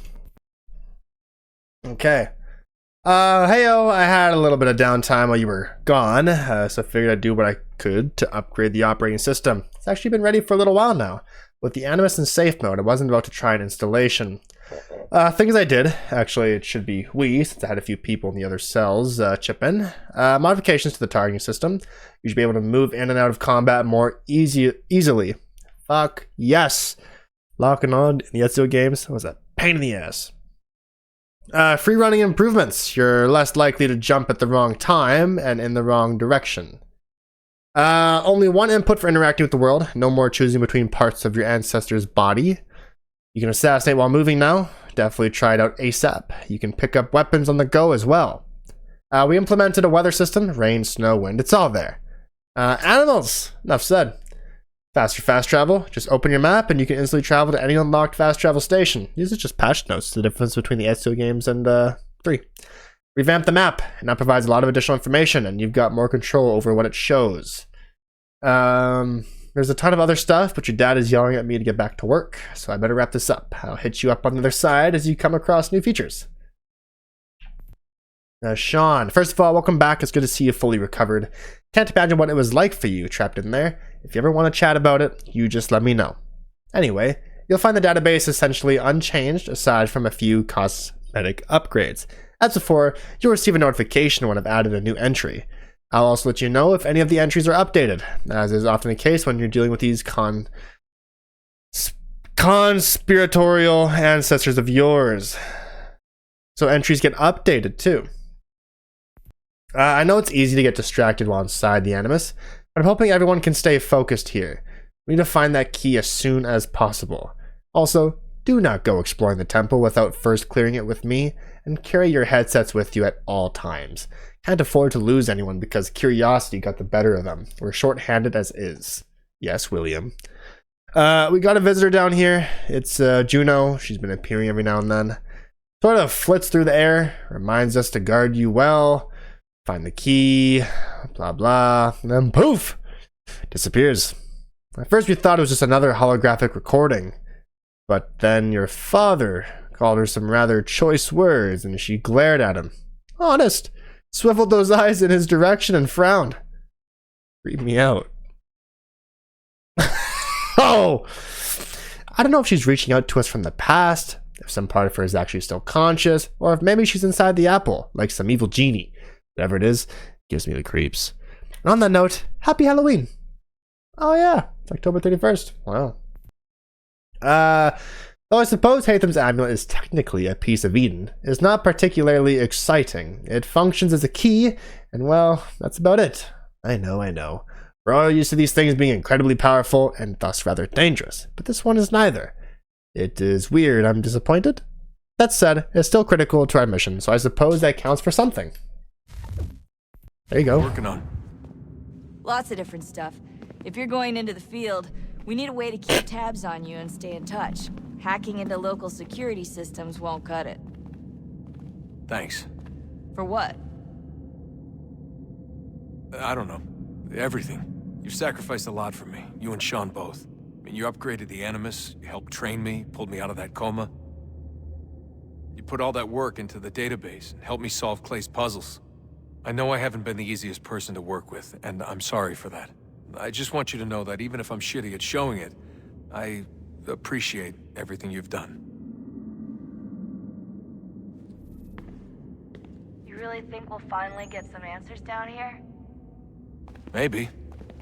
Talking to the first Civ has always been a pain in the ass, though. Imagine what it must be like for them. What do you mean? They've been separated from us by tens of thousands of years. A completely different language and culture. Possessed of an intelligence vastly superior to our own. We're lucky they've communicated as much as they have. I don't know why they had to make this all so complicated. I mean, if they need something from me, they should just come out and say it. I've been wondering about that myself. I get the sense Juno and Minerva didn't exactly see eye to eye. I'm studying everything I can get my hands on, but maybe you'll find something down here that can shed light on the mystery. What happened between them, and why? I don't know. What do you think's behind that door? No idea. Do you think it can save us? The first Civ seemed to think so. What if it's dangerous? It's not like we have a lot of alternatives. Well, we could... I don't know, warn the president? And what's he gonna do? Who's to say he isn't in bed with Abstergo? Seems everyone is these days. Yeah. What if we went to them? 2026, baby. I thought about it, actually. Showing them what we've seen, trying to work together. They must know so much more than we do, but... What is it? It's possible they know exactly what's going to happen. That they want it to happen. I mean, for all we know, they're hiding out in bunkers right now, waiting for the world to end. And then when it's all over... Vault-Tec. Out they come. Ready to take control. God, I hope you're wrong. So do I, Rebecca. So do I. Alright, I should be getting back to work. Okay. Is there snooping other people's emails too? Or am I back in the Animus now? Was that the Animus that I... Okay, get out of there. Not done.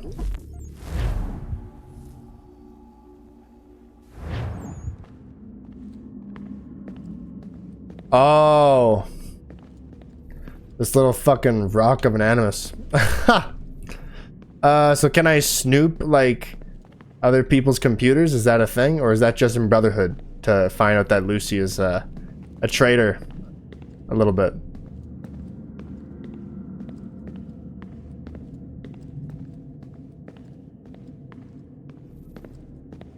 Yes? Just thought I'd, say hi.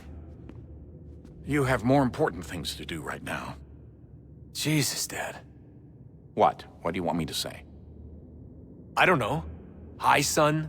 How are you? What have you been up to? I know what you've been up to. Nothing. You wasted away in some shitty apartment with a pointless job, while the rest of us were out there fighting to make a difference. You are such an asshole. Are you thinking about hitting me again? Because this time, I will hit back. Let's just get back to work, okay? Damn.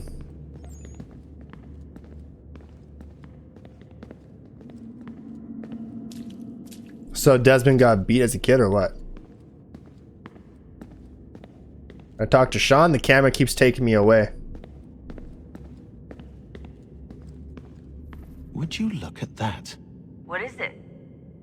If I had to guess, I would say it's a counter. And judging from the iconography, I think it's safe to say when that's emptied, the end begins. Honest answer, please, Desmond. Do you think we're getting out of this alive? I don't know. I mean, it's a pretty tall order. If the first Civ couldn't save the world, how the hell are we supposed to swing it? We have some time. We have less than 2 months. They had decades and a lot more resources. And the worst part is we knew this was coming for, what, hundreds of years? History repeats, it seems.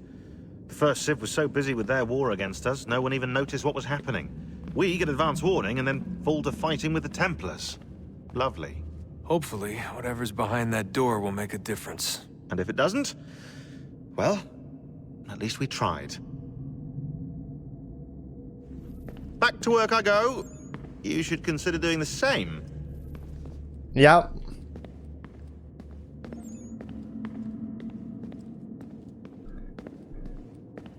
Cool temple though.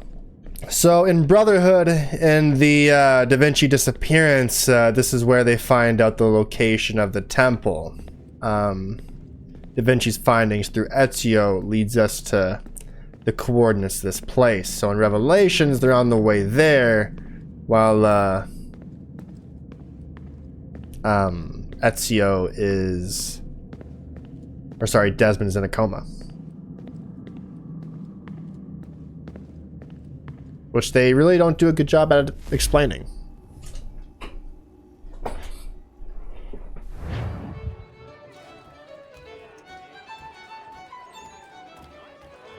I feel like they should have done a better job at doing that, you know?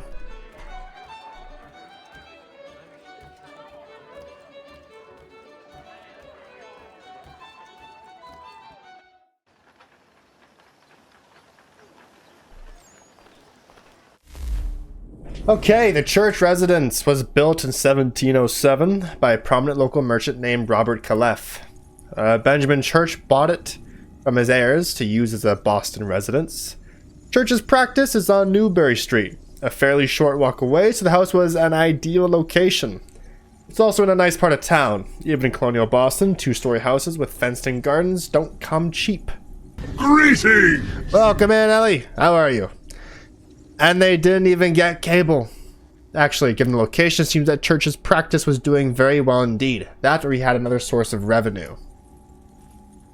Not like it was even the same continent they moved through. Huh? What continent are we moving through? From Rome to America?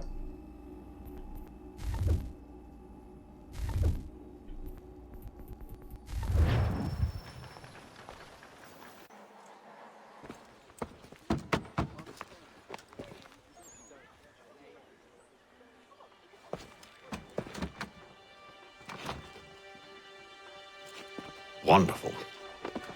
So why are we looking for Church?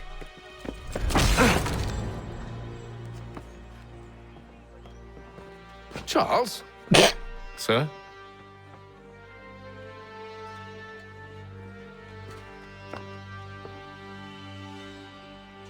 Haytham is polite.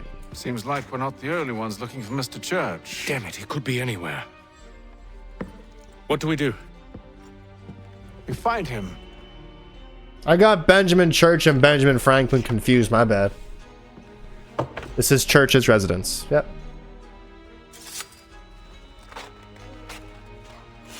Come. I'll show you how.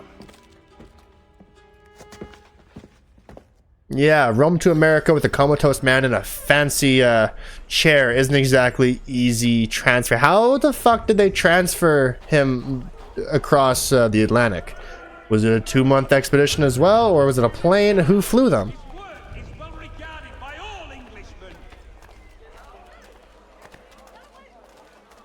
Should we write his family, do you think? Not our business to meddle, even if we've the best of intentions. But if you could have seen it, they were surely drunk carrying on like that, and during the day, no less. The Boston Country Journal, for all your country matters.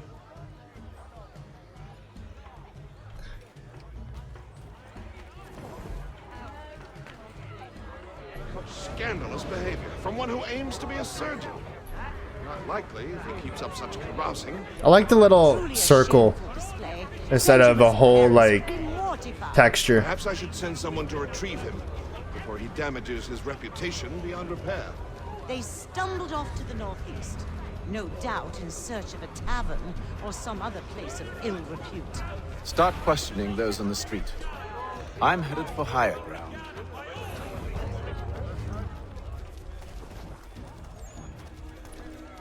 Okay. Higher ground.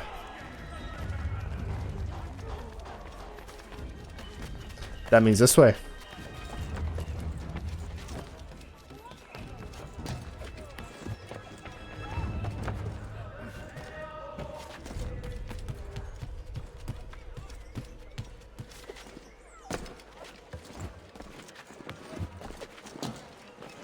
Ah, fuck.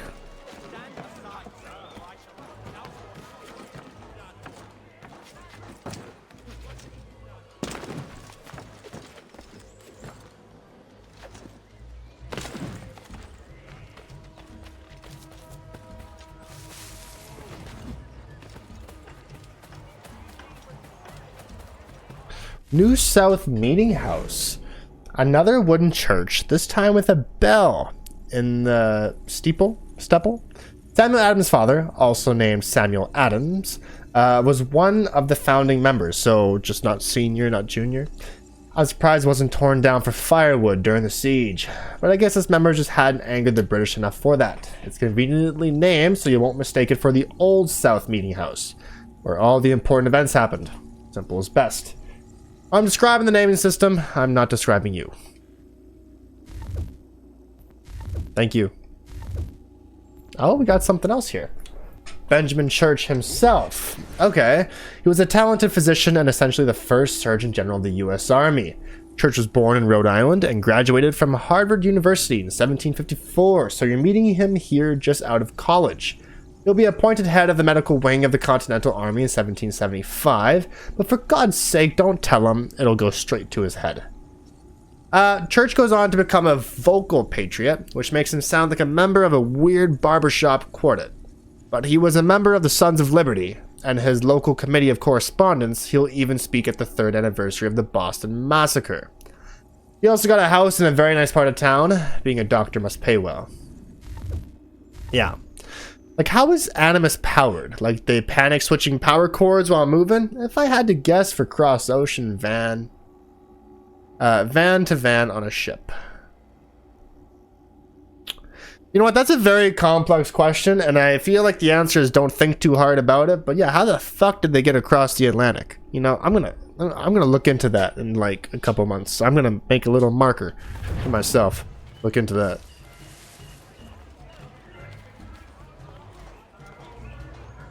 I must go up.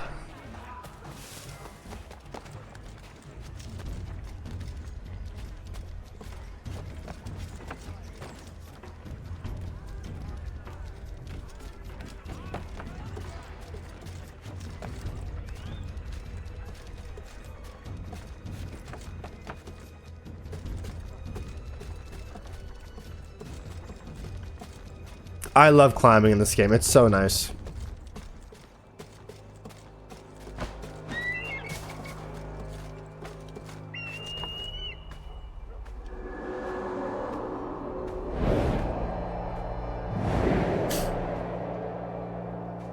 You know what? Probably just a generator. I don't know. Take a listen. With luck, one of those people knows what became of Benjamin.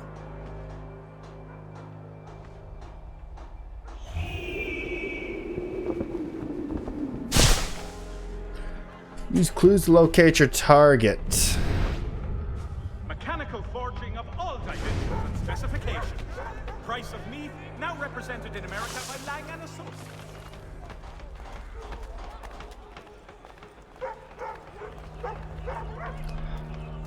Support the community.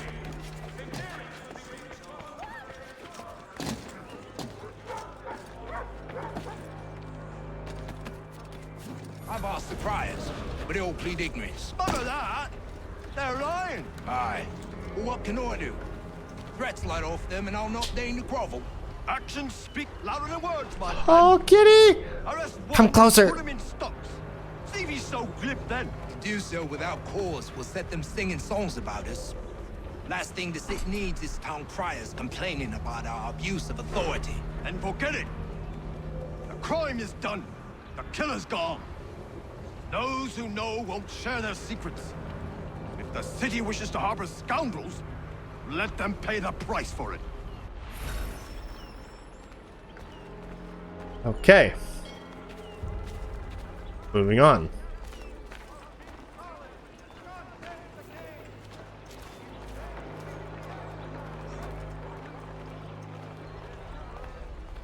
More opportunities for eavesdropping.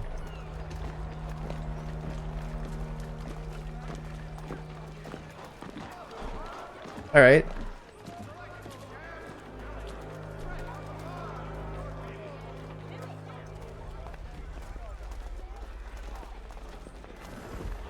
Let's go up.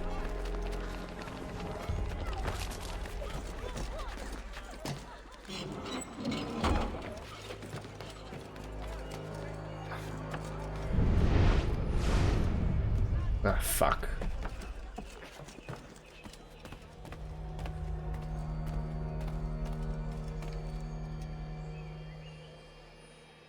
You never mind me. Also, there's a bug for collecting almanac pages as Haytham, and it doesn't quite end up working as Connor. And then your ability to 100% the save is fucked.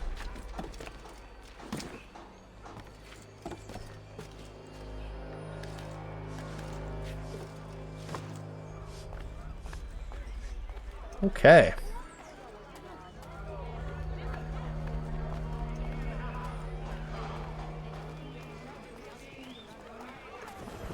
I asked if I could help, and they waved me away. Insisted it was all under control. How odd. Did they say what had happened? No. Only that it was a trifling matter, and he'd be returned home soon. There was some blood, though, so I wonder if it wasn't more serious than they let on. Where were they taking him? Towards the hilltop. Perhaps there's a doctor at the fort. And a viewpoint.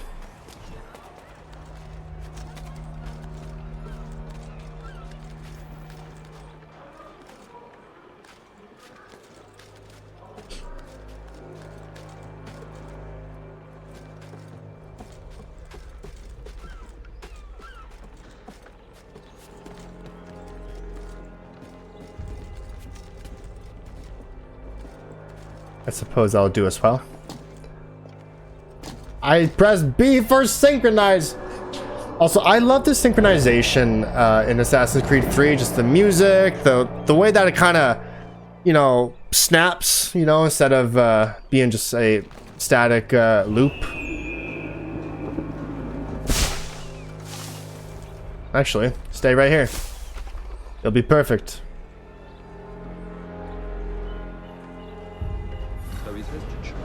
But one way or another, the debt would be settled. I don't envy the man. He's grim times ahead. Well, what do you think they're planning? All I know is it can't be good. Cut it with him. Probably looking for a nice, quiet place to do the deed. From what I hear tell, his work usually involves quite a bit of screaming. Which reminds me, we'd best not buy any meat tomorrow. Good call, that. Charles! See, Charles? We'll have church in no time, just as I said we would. If I might ask, sir, where did you learn to do all this? It is a requirement when you're raised in the manner that I was. Perception is fundamental to the Order. It guides the feet when running and climbing. It forms the hands when striking and fighting. But most important, it transforms the senses, and we begin to know the world in a different way.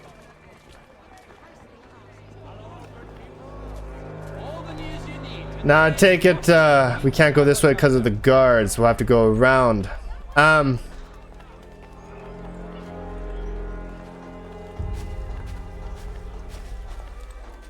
company lead to the waterfront, it says.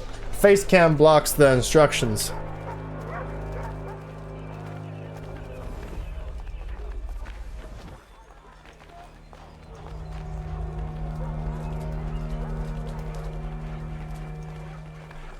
And I imagine Lee can't go up that and do the parkour either. Something to keep in mind. That's fine. I will say, I'm really enjoying this current run. Just doing my best to get immersed in it, reading the database, and just kind of trying to further understand things the ways I never did before. You know, if Desmond never left the Assassin's compound to be a bartender, then everyone would have accessed his particular memories and the world would have ended. Yeah, maybe, I guess so. Possibly.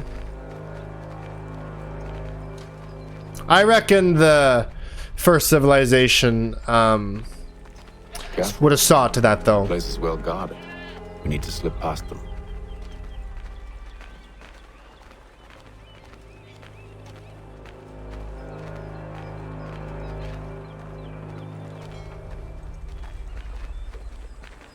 Fort Hill and South Battery. Fort Hill is the second highest hill in Boston. If only it had tried harder when it was a little hillock. It overlooks Boston Harbor. Defenses were built here in the mid-17th century, along with a smaller one-gun fortification near the harbor, named the South Battery. The South Battery was expanded in the 1740s but had fallen out of use by the 1760s. Both it and Fort Hill were rebuilt by the Patriots during the Revolutionary War, but both were dismantled before the turn of the century. Fort Hill itself, not the fortification, the hill, was leveled in the late 1860s to make room for more land, so it never realized its dream of becoming the highest hill in town. That sounds familiar. It's because it happened to every hill in Boston. Hills are the natural enemies of Bostonians and always will be. I don't know if that was just a joke because they leveled the hills or something deeper, but every snippet of database entries got some snarky comments from Sean, and I love it. The British regulars, here we go. The British regulars were the foot soldiers of the British Army. You'll also hear them referred to derisively as redcoats because of the red coats they wear as part of their uniforms. I bet you didn't see that coming. Or lobsterbacks because of their huge, deadly pincers. Or still because of the red coat thing. I can't remember which. Regulars in the colonies were notoriously underpaid, and many looked for work outside of their army duties to make ends meet. Of course, their room and board was paid by the government, meaning they could charge lower than average rates for their work. Since unemployment was high in Boston before the Revolution, you can imagine this made the redcoats rather unpopular among people they were taking work from. That and their huge, deadly pincers. Damn, for real, hey? They were sitting there like, because there's no minimum wage, right? They're sitting there like, yeah, I just need a little bit of work. Hire me, not this guy. Ah, those pricks.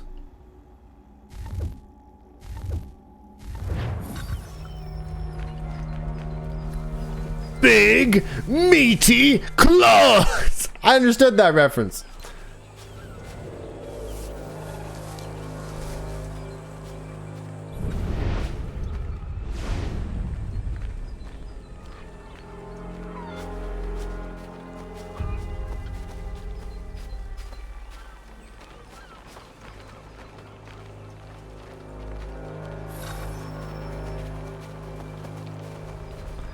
Reach the warehouse entrance undetected.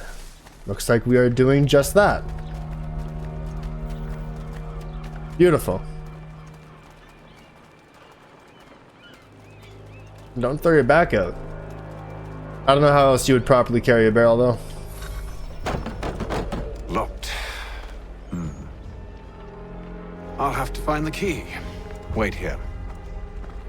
What if he gets spotted?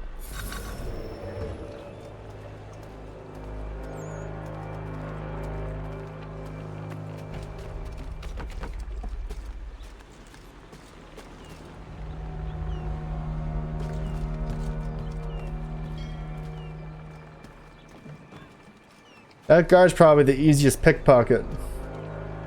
He's not surrounded by anyone. But getting there might be troublesome. Or not.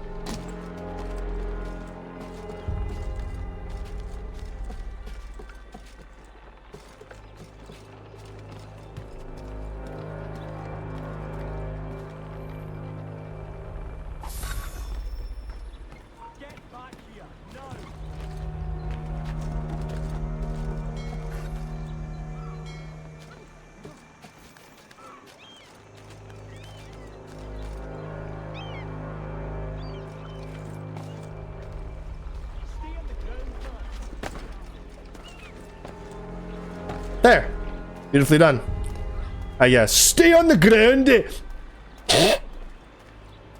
see, if you learn to do that, Charles, you'd be a lot more successful. Yeah, bum. Here we are then.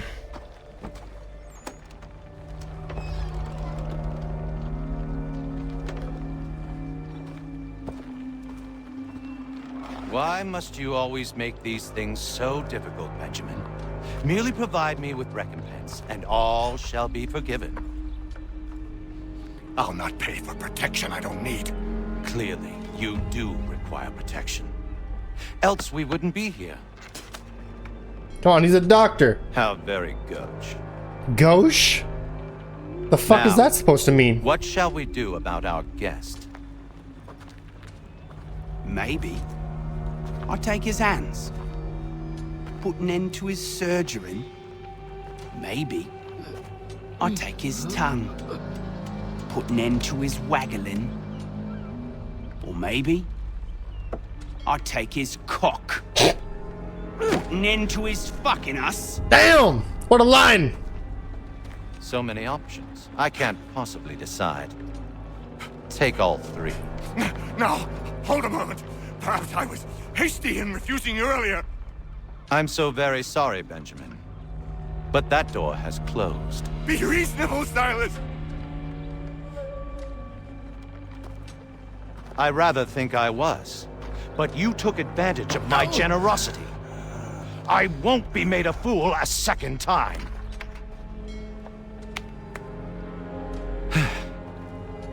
I fear I lack the constitution to bear witness to such barbarism. Come find me when you're finished, Cutter. You'll regret this, Silas. Do you hear me? I'll have your head. No. I rather think you won't. Oh, his nostril.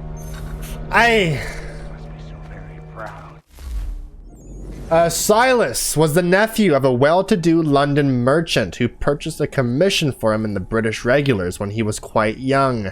He was sent to the colonies in 1750, poor man, where he was posted at the defenses along Boston Neck. Oh, my bad. You won't be surprised to learn that Thatcher had a mean streak. Few men wanted to serve under him, which might be what led to him being posted in Boston in the first place. Living in the colonies was regarded as something akin to exile at the time. Actually, come to think of it, not much has changed. Yo, that. Men who advanced under Thatcher's command was noted for their cruelty, like his personal assistant, Cutter, which even you might have guessed is a nickname, meaning one who likes to cut things, preferably people.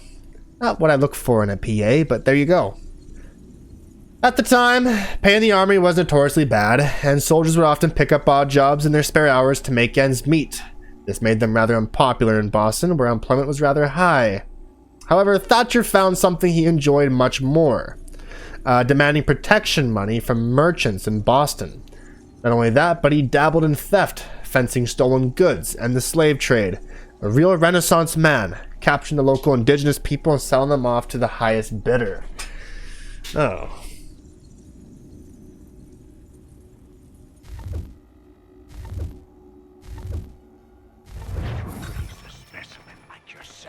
Quiet now.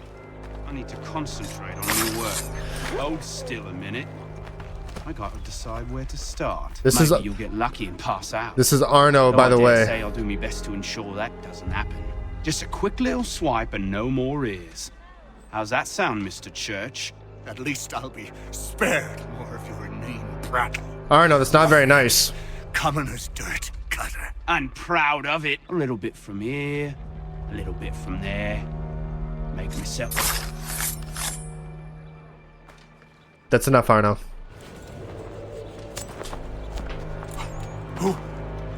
Who are you? Haytham Kenway, at your service. I don't understand. Why are you here? Walk with me, Mr. Church, and all will be explained.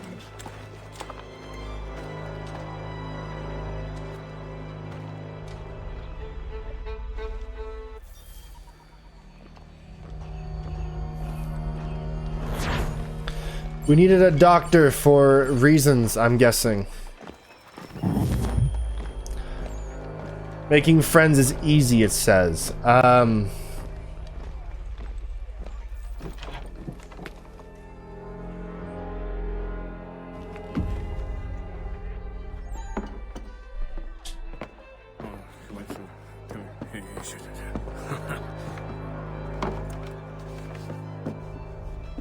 Johnson's told me what you intend. As it happens, the man who held me is the same one that you seek. His name is Silas Thatcher. That fancy lad is our slaver? Don't let his velvet tongue deceive you. A crueler and more vicious creature I've never known. What can you tell me of his operation?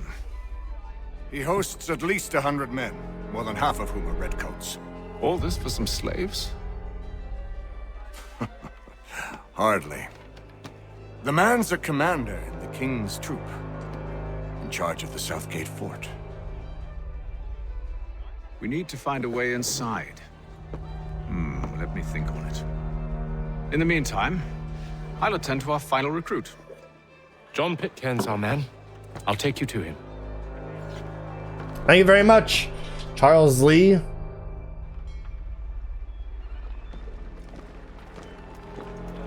Gonna read up on Pitcairn now, is that it? I bet you has an entry. I bet you. I bet you. Oh, no. Never mind. State your business. New recruit. More kindling for the pyre, eh? Well, go on then.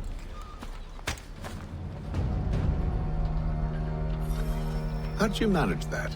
Did you forget, sir? My commission is with General Braddock. When I'm not attending to you, of course.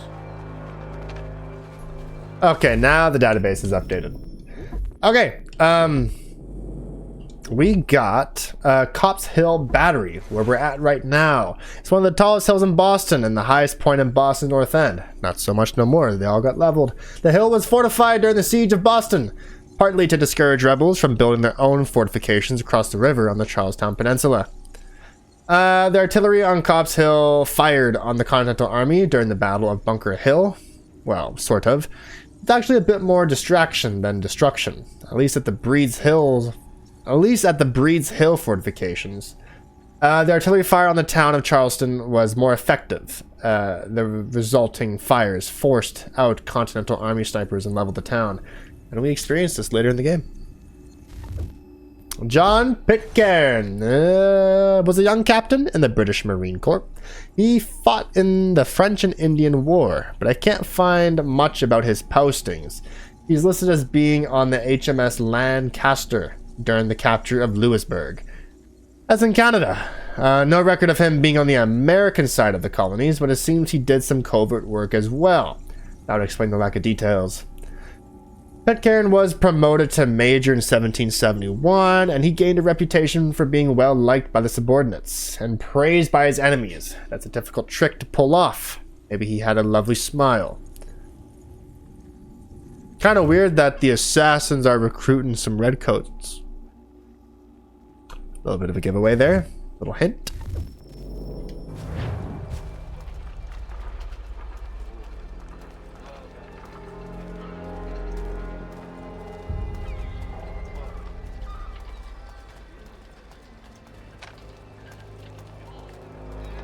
Pitcairn, you fool! Your acts are treacherous. Give me one good reason. I will say the redcoats are right now. mighty fine looking in their uniform. Like, the budget's pretty high on uniforms. It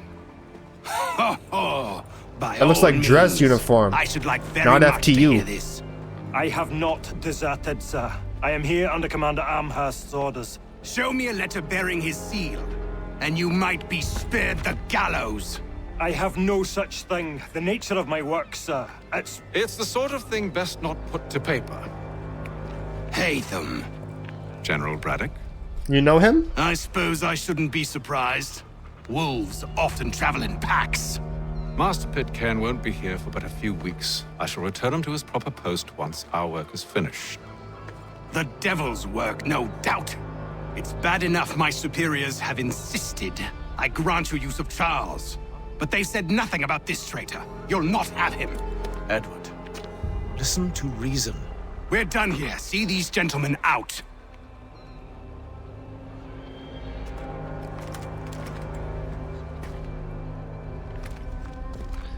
They won't give us Pitcairn. Well, that didn't go as I expected. No, it didn't. I think I used to call him brother. Braddock? What now? They'll chase us off if we try and return. We're done with this camp. And as luck would have it, so are they. Come along. Off shift to work their What second are you jobs? planning? To steal Master Pitcairn. What? You'll see. Now, when I give the signal, you're to distract Braddock's patrol and lure them into a dead end.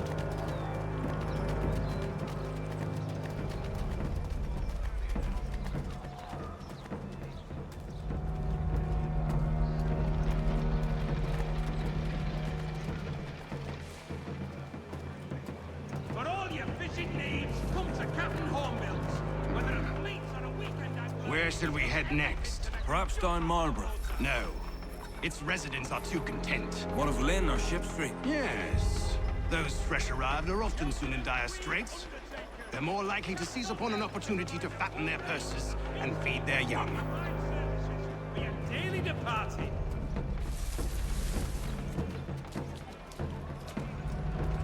Merseyside settlers wishes it to be known and great clearing of We approached a church. Once again. Christ Church! This is known today as the Old North Church because it's the oldest church in the north end of Boston. But up to 1776, it would have been known by its official name, Christ Church, named after Jesus Christ, a former celebrity carpenter.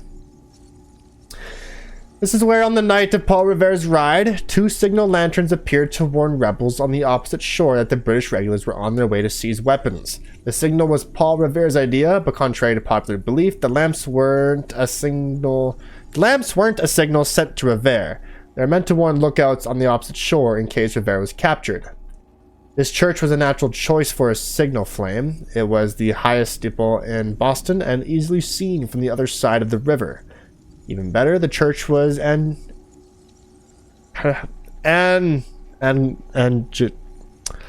don't fucking know. The congregation was full of wealthy loyalists who would suspect the church sexton, Robert Newman, a friend of Revere's, of sneaking into the church at night to send secret messages. Well, the British would, actually. They captured Newman a few days later and questioned him. He put on a terrific show and managed to convince him that he was innocent, and then fled town, which didn't really back up the whole innocent thing very well at all. So he escaped by the hair of his scrotum. Wow. Edward Braddock, Bulldog Braddock, was the major general placed in charge of British troops at the beginning of the French and Indian War, probably because he had a nickname like Bulldog. Braddock was serving as the acting governor of Gibraltar when he received the command in North America. He was given control of the 2 regiments of regulars and assigned to win back Fort that from the French, known as the Braddock Expedition, as part of a larger attack on the French colonies on the continent. Braddock has been well liked as the governor in Gibraltar, or whatever, Gibraltar, but things changed once he reached North America. He had been known for keeping strict order among his troops, but it seemed he went beyond that into brutality. He gained a reputation for being quick-tempered and cruel.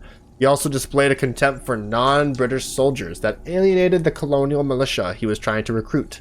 So a cruel, racist bulldog then. They're my least favorite type of bulldog. Oof.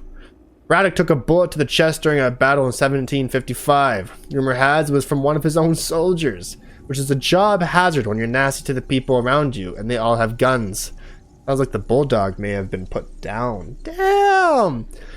This is the company that Haytham kept and Charles kept, and we're supposed to believe they're assassins? No. No.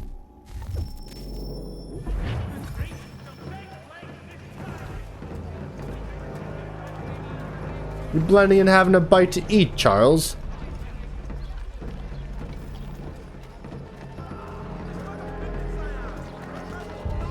Oh! I didn't know that was an animation.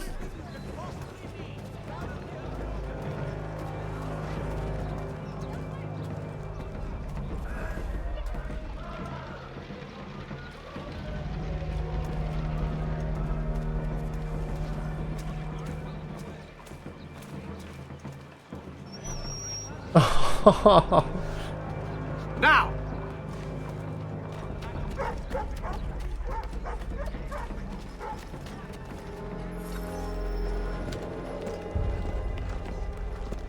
Oi! You thieves and scoundrels, one and all! Fire on you and your false war!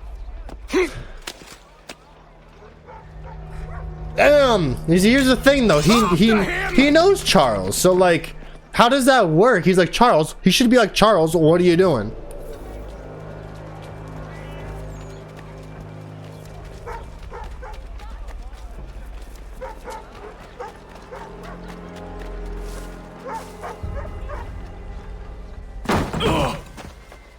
Unhand him, Edward.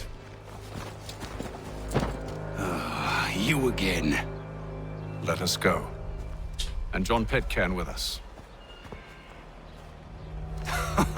I will not have my authority challenged. Nor I. Put them all in chains.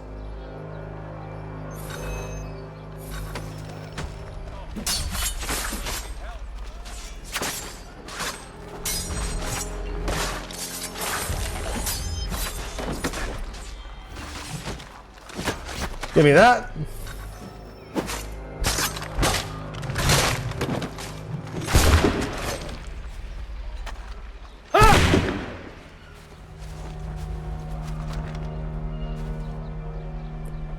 I stay my hand today because you were once my brother, and a better man than this. Or should our paths ever cross again, all debts will be forgotten. You're free now, John. Traitor! Go on then. Join them on their fool's errand. And when you find yourself lying... I assume you've good reason for causing all this madness.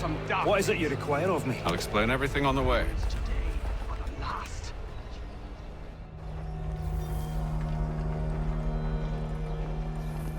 Okay, I see.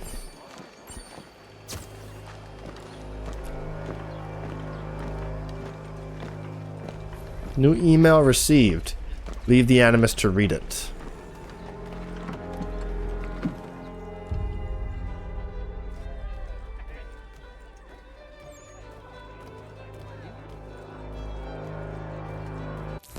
Is that because we're done the sequence, or? No.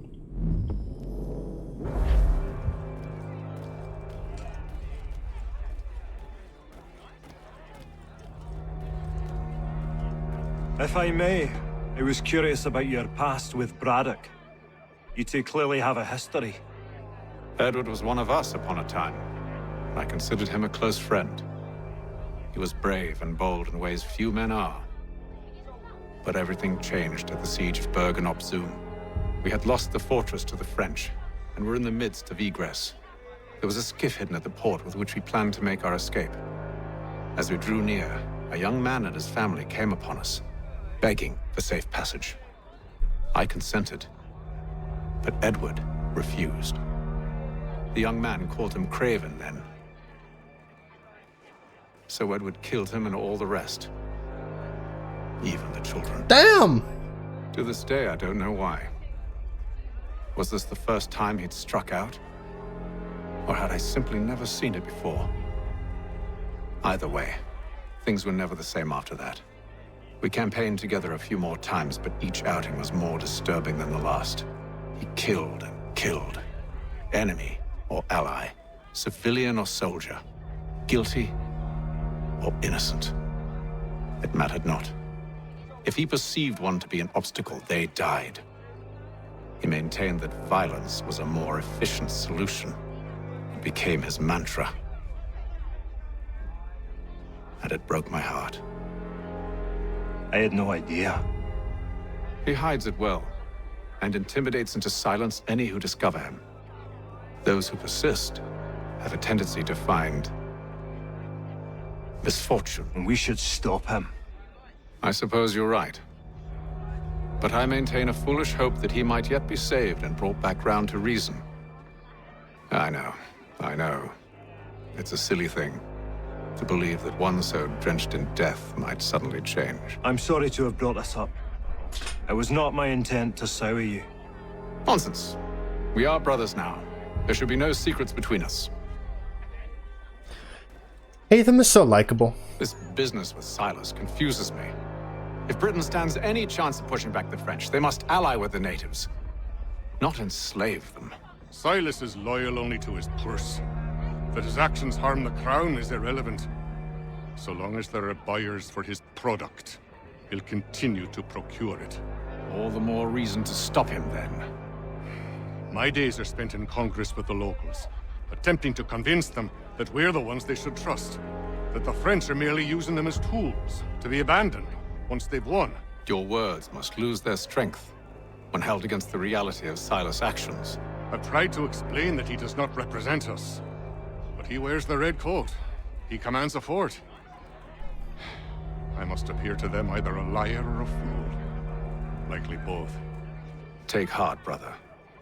When we deliver them his head, they'll know your words were true. Why didn't we do it? I hope you're right, Haytham. I hope you and the General find a way to patch things up. So, a question for you. Why medicine? I'm supposed to tell you I care for my fellow man, right? But I chose this path because it allows me to accomplish a greater good. Are these things not true? Perhaps. But that's not what guided me, no. For me, it was a less abstract thing. I like money. There are other paths to fortune. But what better ware to peddle than life? Nothing else is as precious nor so desperately craved.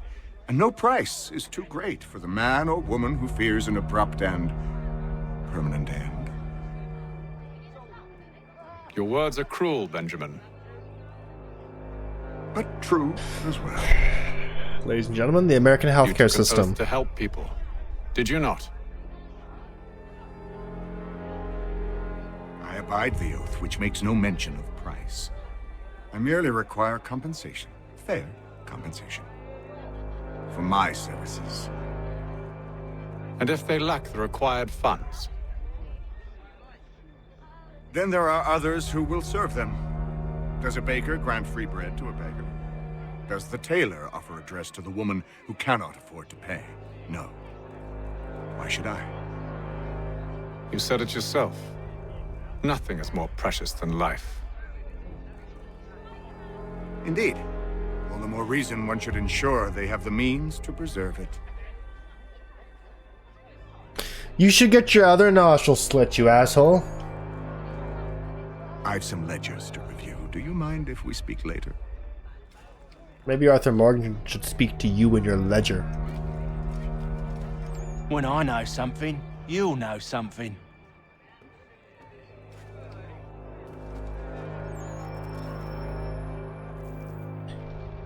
That made me angry. Gentlemen, I believe I found the solution to our problem.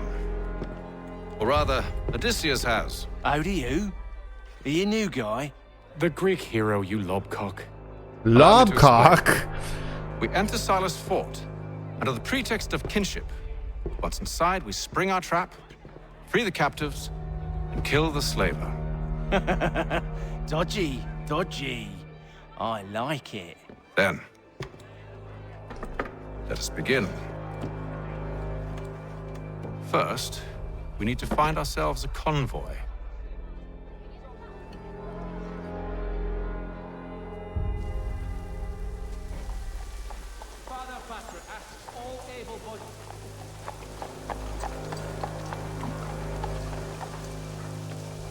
Hey, you learned to climb. Sore? The convoy should be here soon. Attack on my signal. Understood, sir. If we time this right, we can catch them all unawares. Mechanical forging of all dimensions.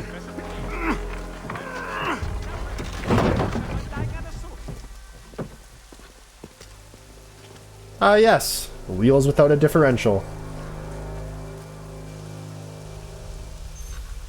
Pain in the ass.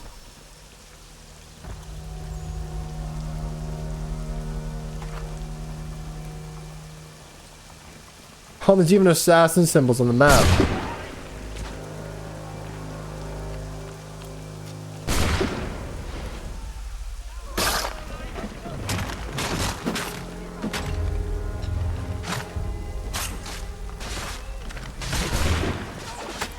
Give me that.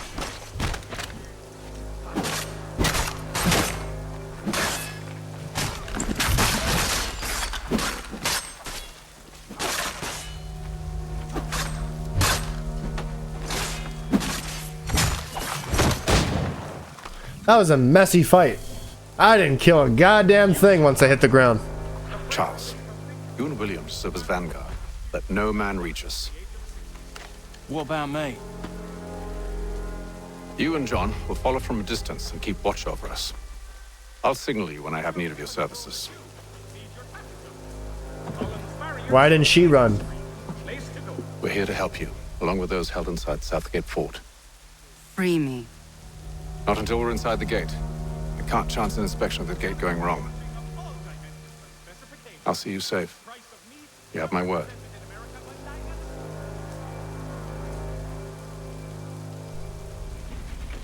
Do you know anything of Silas' operation? How many men we might expect? The nature of their defenses? You must be rather important to him if you were given your own escort. Sir, we've enemies ahead. Shall I engage them? No.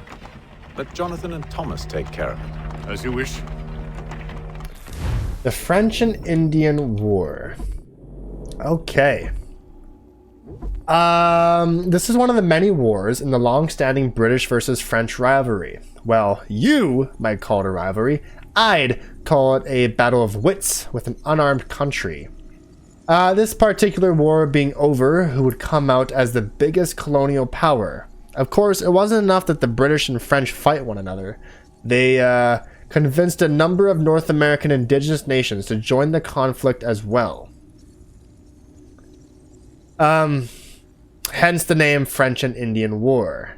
The war started in the colonies, but it spread to Europe, where it was known as the 7 Years' War. Before you pointed out, yes, I know the dates add up to more than 7 years. The conflict started in 1754, but the war wasn't officially declared until 1756. But well done for spotting it, you mathlete. I bet you were popular at school. George Washington has the honor of starting the actual fighting under orders, of course. He was sent to create a fort in his disputed territory. While he was doing that, he crossed paths with the French patrol. Washington attacked, the French retaliated, the British followed up by sending 2 full regiments of regulars to the fight, and so it began. The British fought a losing battle until about 1758, when they got a new prime minister, who decided funding the war effort was a priority. Possibly because the whole French thing. Maybe he ate a bad baguette once. With the added support, the British, along with their indigenous allies and colonial militia, began to gain ground slowly but surely. Eventually, the French were driven out of almost all of their territory north of the Caribbean, something we in Britain celebrate with a special holiday called Every Day All Year. So the British won, but they were left with huge war debts. They tried to pay these off with taxes levied from the colonists. They defended from the French, who would have had them all eating onions and saying, "We saw, not saw." Before you knew it, the colonists objected, leading up to a series of protests, which were part of the unrest that led to the American Revolution. Talk about gratitude. Zuhalos. So what? The French were part of, like, the American side in the American Revolution? Is that it? Is that what I'm getting at?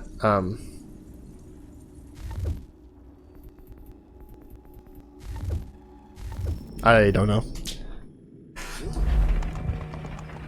I wish you'd trust us, though I suppose it's only natural for you to be wary.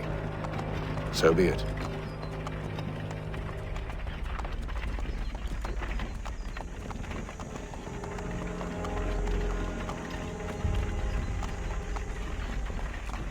Bah. Bah. Ah! Screaming goats. Ah! I don't know. Ho! Identify Yep. yourselves! Where is Lieutenant Jones? What's the meaning of this? They quit. We are the group now. So engage the enemy. There we go. That's our assassin recruits right there.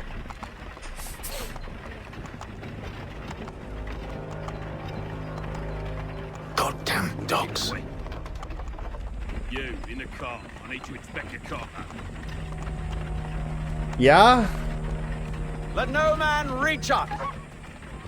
Damn! Damn! You air assassinated the dog, not the guy. He said, "Let no man reach us, not let no pooch reach us." Come here. I want to take a look.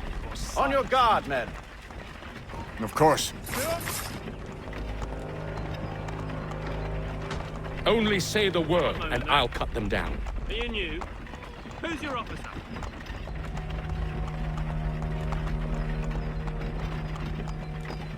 Engage the enemy. This is quite the happy. Oh, that last dude was he just wanted to be a part of it. He was just standing there aiming at nothing. All clear. He took care of them pretty well. 1, 2, 3, 4, 5, 6, 7, 8, 9 of them. And there was what? 5 of y'all? Damn. Don't fuck with us. You know? Wow. That was some good stuff. You guys can really fight.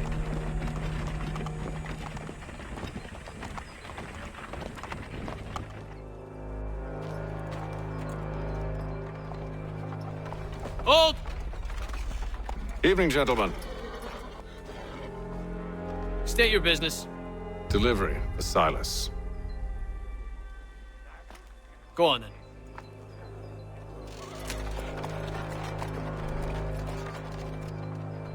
So why didn't we fucking kill the shit out of them?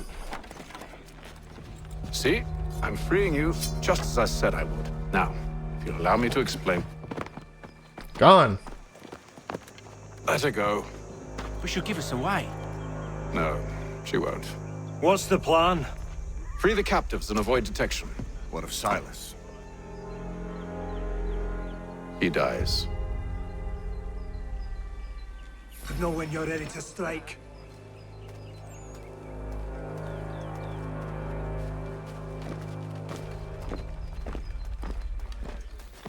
So do we like blend in or?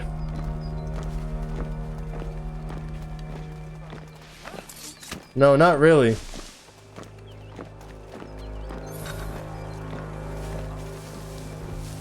Okay.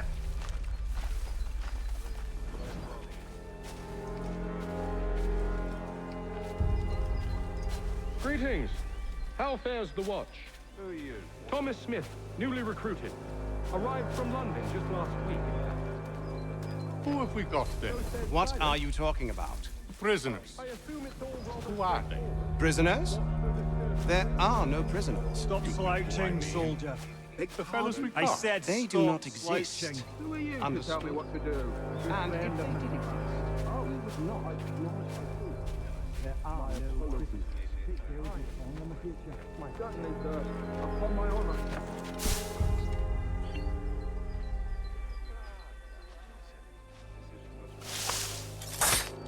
Shh. Beautiful. So, is that lock just made of bullshit or what? Just fucking slap that shit away. Just puh.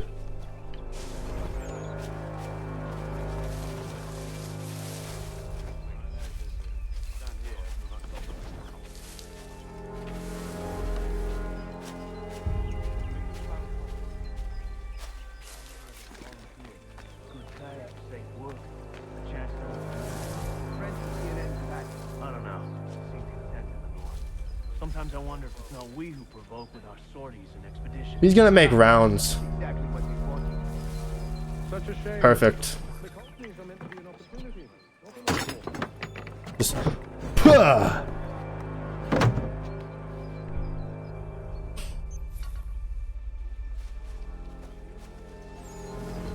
must say, the weather in Boston is much fairer than back home. Wait until winter and see if it's your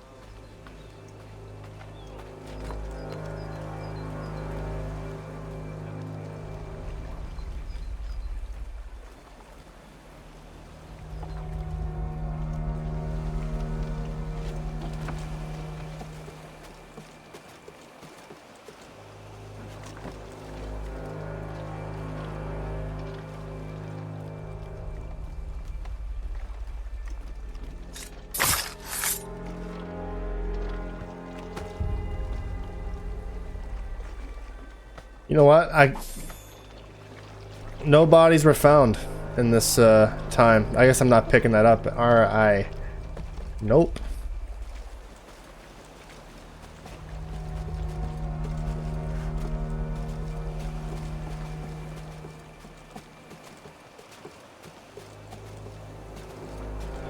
There's really not a whole lot happening here, is there?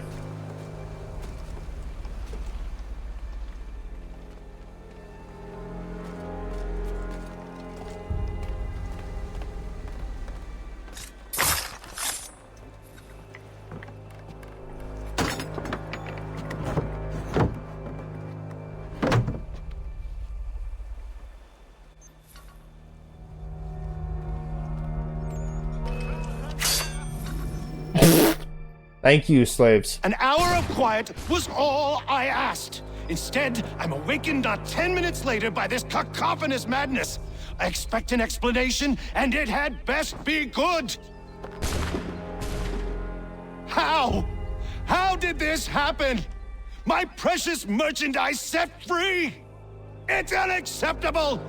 Rest assured, I'll have the heads of those responsible, but first we clean up this mess!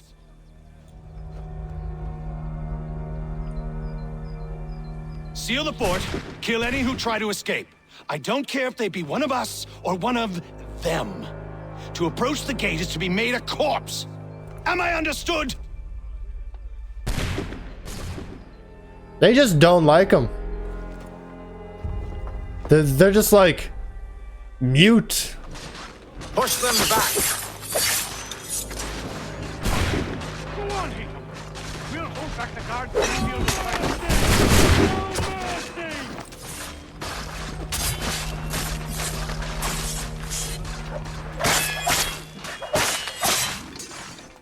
There's still time for you to... For the order! For the order!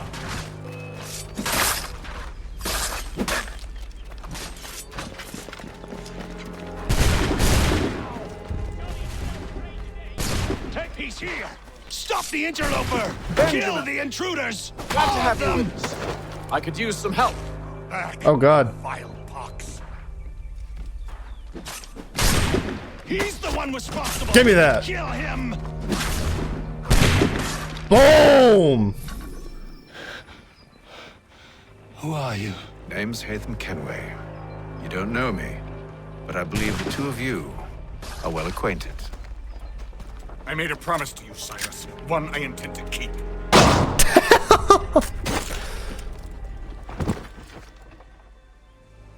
Silas and Braddock is very right? Whatever his name was. I get them confused. They look similar.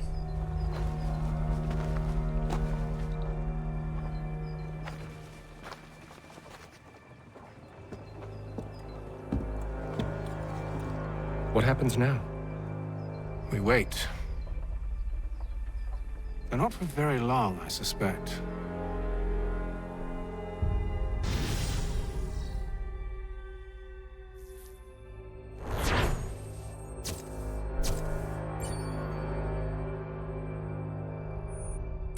Once again, we're not going for full sync. I got that in a different save, so it's not really a big deal for me. And this save will not be the one I get all my achievements on, and if I go that route. Now since we freed the Mohawk prisoners from captivity. I had hoped their leader might make contact, but there's been only silence. My men grow restless. They want to know what comes next, and I do not have an answer. Lee alone remains active, pursuing leads, however slight. He stalks the city streets and scouts the bordering woods, hopeful that he might make contact with one of those we saved. There was a woman there that night. It was she who helped the others to safety. If we can find her, I believe I'll have my answers. So, I watch and wait, hopeful that my true mission might finally begin. Finding the temple.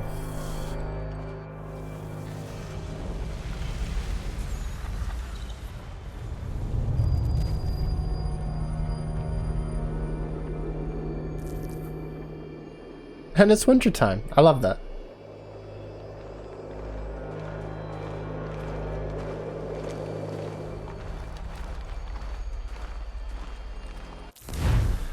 Okay. There's emails for us. Sad face, sad face, sad face. Sean Hastings. Good Lord, Rebecca. With all the fixes and updates and improvements you supposedly put into this recent software revision, one would think you would have had the decency to include a British English dictionary in the spell checker.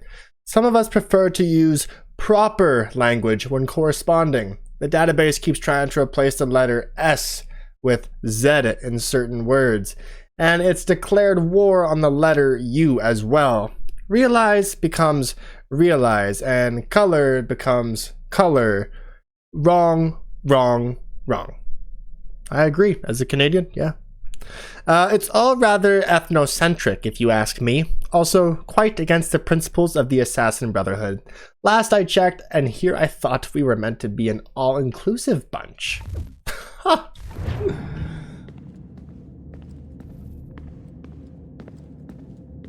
Any dialogue with you, William? Stop wasting time.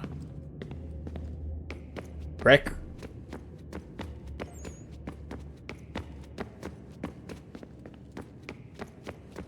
I'm working right now. All the visual clues are here, which means no time for chit-chat, okay? Sorry. Okay. What's this? No snooping, huh? There's no snooping in this modern day. What the fuck is this supposed to be? Like a fucking, you know, first civilization kitchen countertop? God damn.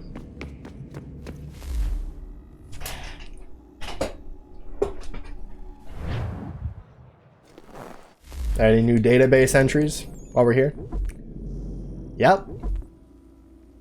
Boston Neck. In the 18th century, the only land route into Boston was across a narrow strip of land called the Boston Neck. One often talks about the heart of Africa, of course, or the bosom of Europe. How wonderful that Boston gets a neck.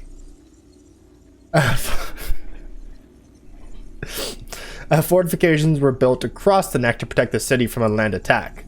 I suppose a bit like a heavy necklace or a handsome neck brace. When the siege of Boston began in 1775, Governor Gage ordered that the fortifications be expanded and strengthened. They became known as Gage Lines. Gage's Lines. Why? Starting in the 19th century, land was added to Boston Neck, widening it to make room for the city to grow, and presumably to ease traffic on and off the island, since Boston is no longer in danger of attack from the countryside. Okay.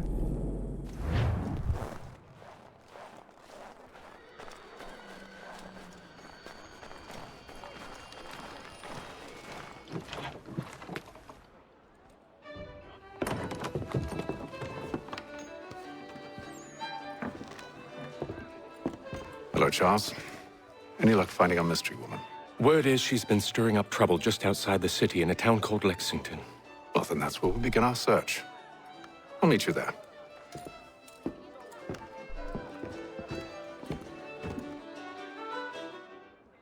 How nice of him. He just stood up, mopped his face, you know, had a conversation, and then went back to have his little bite. Okay. I suppose we'll fast travel. I don't see why not. So this game opened up all the fast travel networks, but 100% asks for can I call a horse? I can. 100% would ask for you to go through those underground networks. I don't know how you do that. Maybe you probably maybe approach something. I have no idea. To the frontier we go.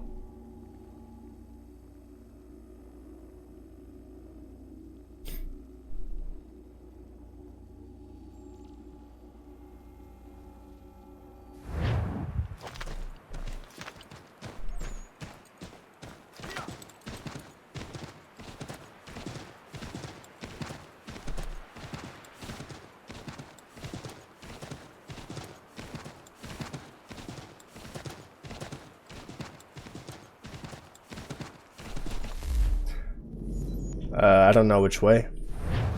Oh, we'll go this way.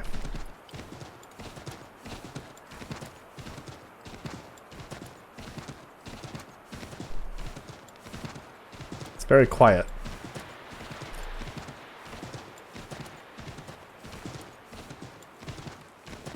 Ah, we are now in Lexington. Beautiful. So I would assume I'm on the right path, right? I don't know, the game don't tell me. That's fine. We'll get there. I believe we are on course. This way, Connor. To the left, Connor. Shut up. And put on some trousers.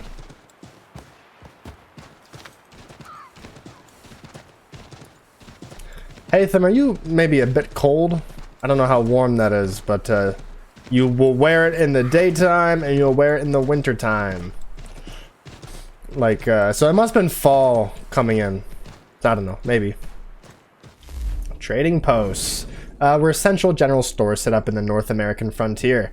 The clientele, mainly explorers and members of local indigenous nations, would barter for various goods such as guns, axes, pots, and pans. Payment was mostly in the form of furs, which were shipped back to Europe. The fur trade at the time was extremely lucrative, one of the reasons that explorers were continually moving into the frontier. They were hoping to find more and better sources of pelts. There was a reason Davy Crockett only ever seemed to have one hat. Many of the trading posts were privately owned, but they were used to push political agendas as well. For example, after the Revolutionary War ended, the British government used their trading posts to encourage the indigenous peoples not to sign treaties with the United States. The United States government took over the colonial fur trade in the colonies in 1796, establishing something called the factory system. The idea was to regulate prices in order to stop exploitation of the indigenous peoples by private traders. Unfortunately, under the new system, indigenous leaders were forced to trade large amounts of land to get access to trading posts. Private exploitation had become government exploitation. Lucky, that's the only time in history that's ever happened, since that obviously wasn't any better. The factory system was abolished in 1822.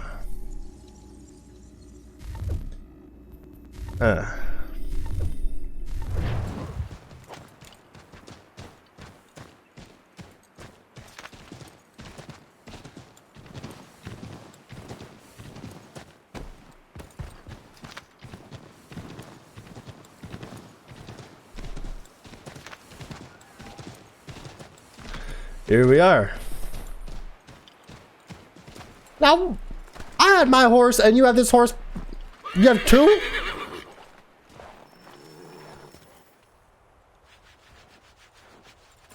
Have you found her? She's made camp not too far from here. Excellent. Well, the sooner we're done, the sooner we can get out of this cold.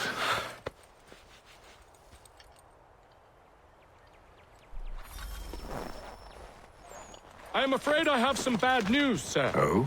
Braddock is insisting I return to service under him. I've tried to beg off, to no avail. No doubt he's still angry about losing Pitcairn. To say nothing of the shaming we gave him. Do as he asks. In the meantime, I'll work on having you released. I'm sorry for the trouble. Not your fault. Haytham, so reasonable. Very likable. Made us believe he was an assassin. Where he got his hidden blade, I don't know. We're too late. Fire's only just been snuffed. Snow recently disturbed. She's close.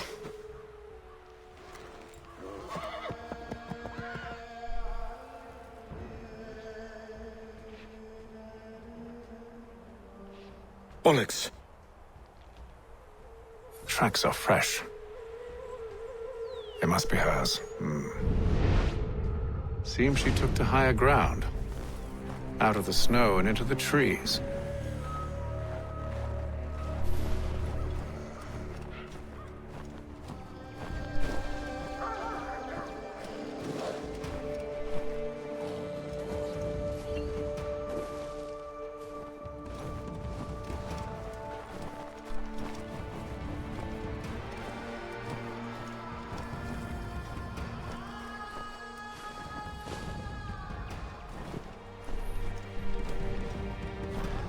Okay. I was so impressed by the snow in this game in 2012. I really was. She ain't got sleeves on. Girl. You might... Wait here.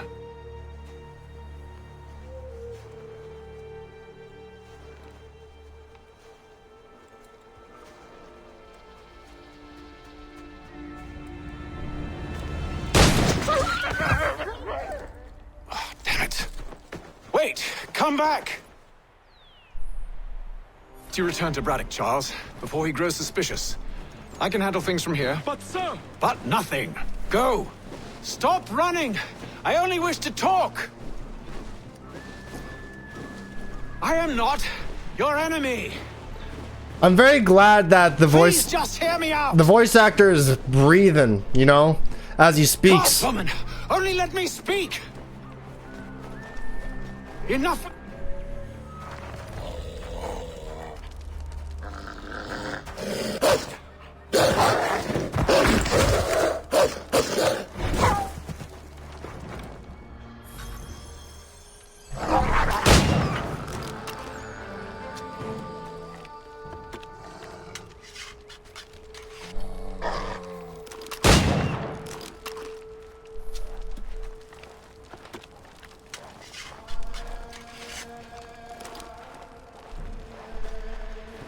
You try my patience, woman!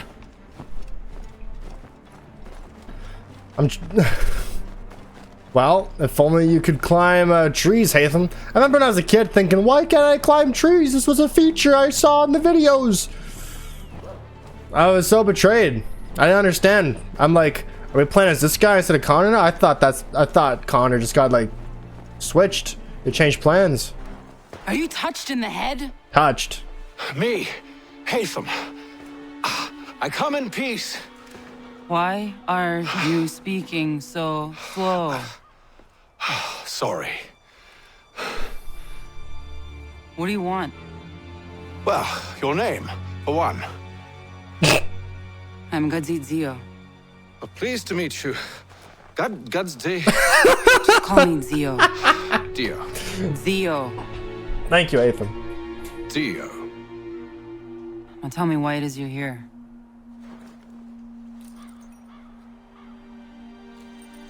Where did you get this?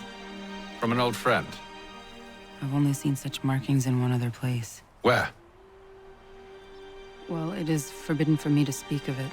I saved your people. Does this mean nothing to you? Look, I am not the enemy.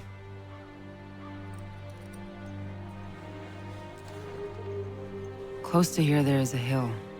Meet me there, and we'll see if you speak the truth. Bitch, we are surrounded by hills!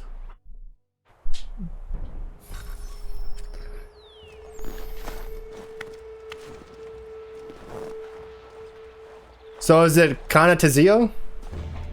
Probably not. That town hosts soldiers who seek to drive my people from these lands. They're led by a man known as the Bulldog. Edward Braddock. You know him? He is no friend of mine. Every day, more of my people are lost to men like him.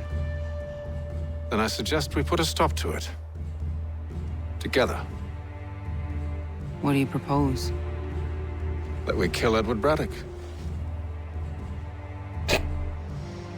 But first, we have to find him.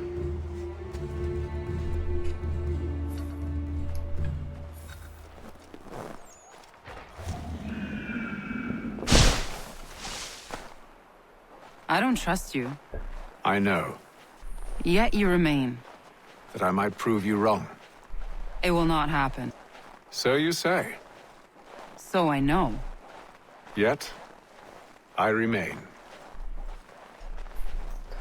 There's a new email already.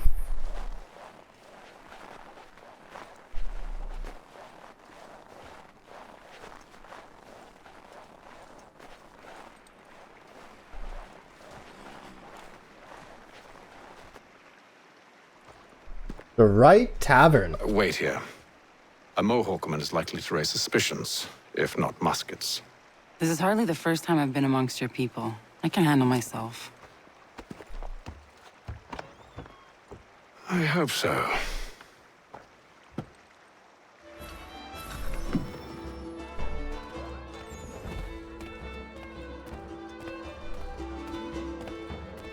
Stand being quartered there. The endless crashing of the waves. The sting of the salt in my eyes. Off and duty. The goddamn gulls shrieking and Still in uniform. You're sure that's where we're going? Aye. The Bulldog's putting together another expedition. That's what they're calling them now. Expeditions. Aye. Smart too. Slap a fancy name on something and all evil is excused. Yeah.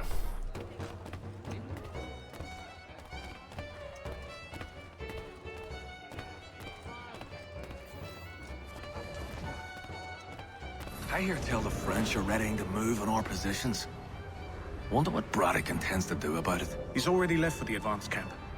I'll wager our little holiday here is just about ended. We'll be marching south before week's end.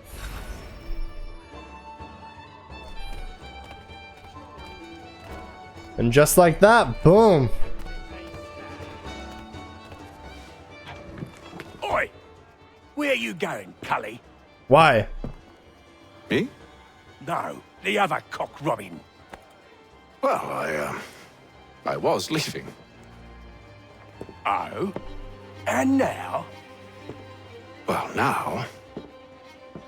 I'm going to feed you your teeth. The hospitality straight to violence. I love it so I was gonna be much. the problem.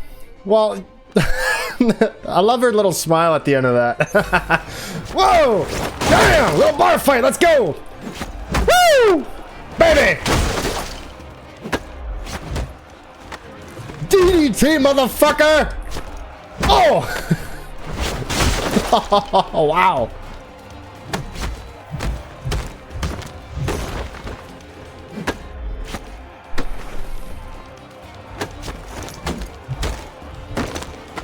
Oh!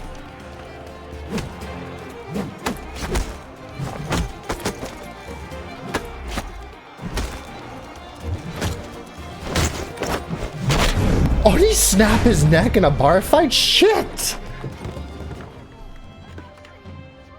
You're hurt. Oh, that's nothing. Here, That's theft. this should stop the bleeding.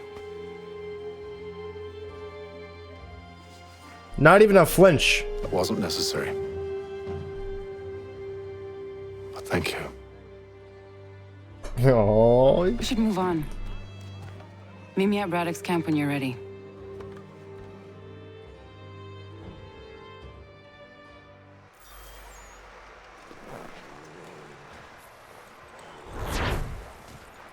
This fucking guy. I love that mission.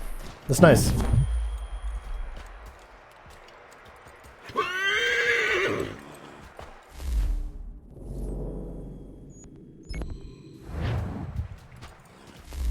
It's a long way to go. Anything new in the database? Yes. So, Kane Tetsuo, or just Zio, was a member of the nation living on the frontier lands near Boston at the time of the French and Indian War. Stats records indicate she was a daughter of a clan mother, and from an early age was being groomed for leadership herself.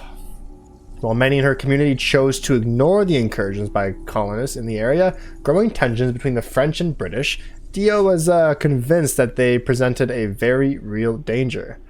She began to argue to anyone who would listen that the village should take action rather than staying silent, which was contrary to the will of the clan's chiefs at the time. She refused to follow their orders to remain neutral, deciding to fight back in her own way and recruiting help where she could get it, including from Haytham Kenway. Concord. This was the regulars' destination when they set out from Boston on the day of the battles of Lexington and Concord.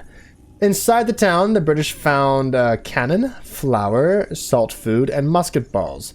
They broke the cannon and threw the rest into the local mill pond. A bad idea, since local residents retrieved most of it later undamaged. In their zeal, the regulars also accidentally set fire to the local meeting house, because shit happens, and then joined the bucket brigade to help put it out. However, local militia saw the smoke and thought the regulars had set fire to the whole town. The militia marched in, causing a battle with the regulars at the North Bridge, just outside of town. It was a comedy of errors with very little comedy.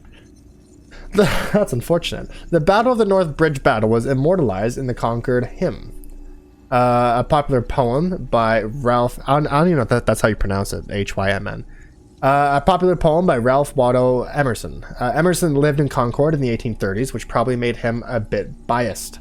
He refers to the fighting at the bridge as the shot heard round the world. Bit of an overstatement, since the first shots of the war had been fired at Lexington hours before. Maybe he'd been napping. You know what poets are like. I don't. And grenadiers were originally the soldiers in charge of throwing grenades, hence the name. They were chosen for being tall, muscular, and fearless. Not only did they need the strength to throw grenades far enough to actually injure the enemy, they had to be brave, or stupid enough to stay in the front lines of battle to do it. Grenadiers were also called upon to be fast, effective assault troops, helping with things like storming breaches during sieges. You know, all the standard easy jobs are likely to get you killed. By mid-18th century, grenades had fallen out of favor, but grenadiers were still regarded as elite regiments called on to guard the right flank of their battalions, and still to do all the other dangerous work they'd gotten a reputation for. An interesting note on the hats. They were made high and narrow so as not to get in the way while you were throwing grenades. Okay.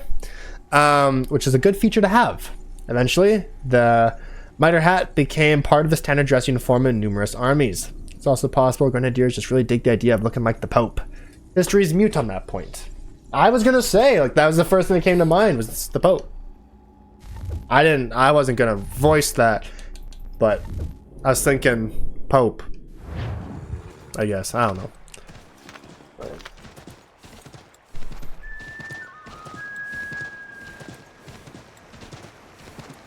Okay, let's try to successfully navigate the frontier to get to this camp. I reckon we're not given too many branching pathways, so should be fine. Of course, it's 2012. They only developed what they had to. But by now, Red Dead Redemption 1 had came out and people had brand new expectations.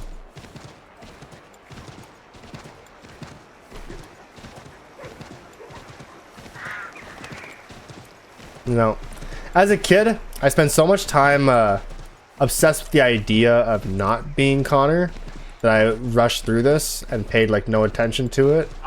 And when I finally became Connor, I didn't even understand the story as a kid. I didn't get it. I eventually was like, yeah, combat ending, bad guys killed, blah, blah, blah, blah, blah. You know, it never really dawned on me the actual story happening here. My bad. I reckon I'm not getting across this. I gotta find another way across. My bad. I should leave before they get mad at me.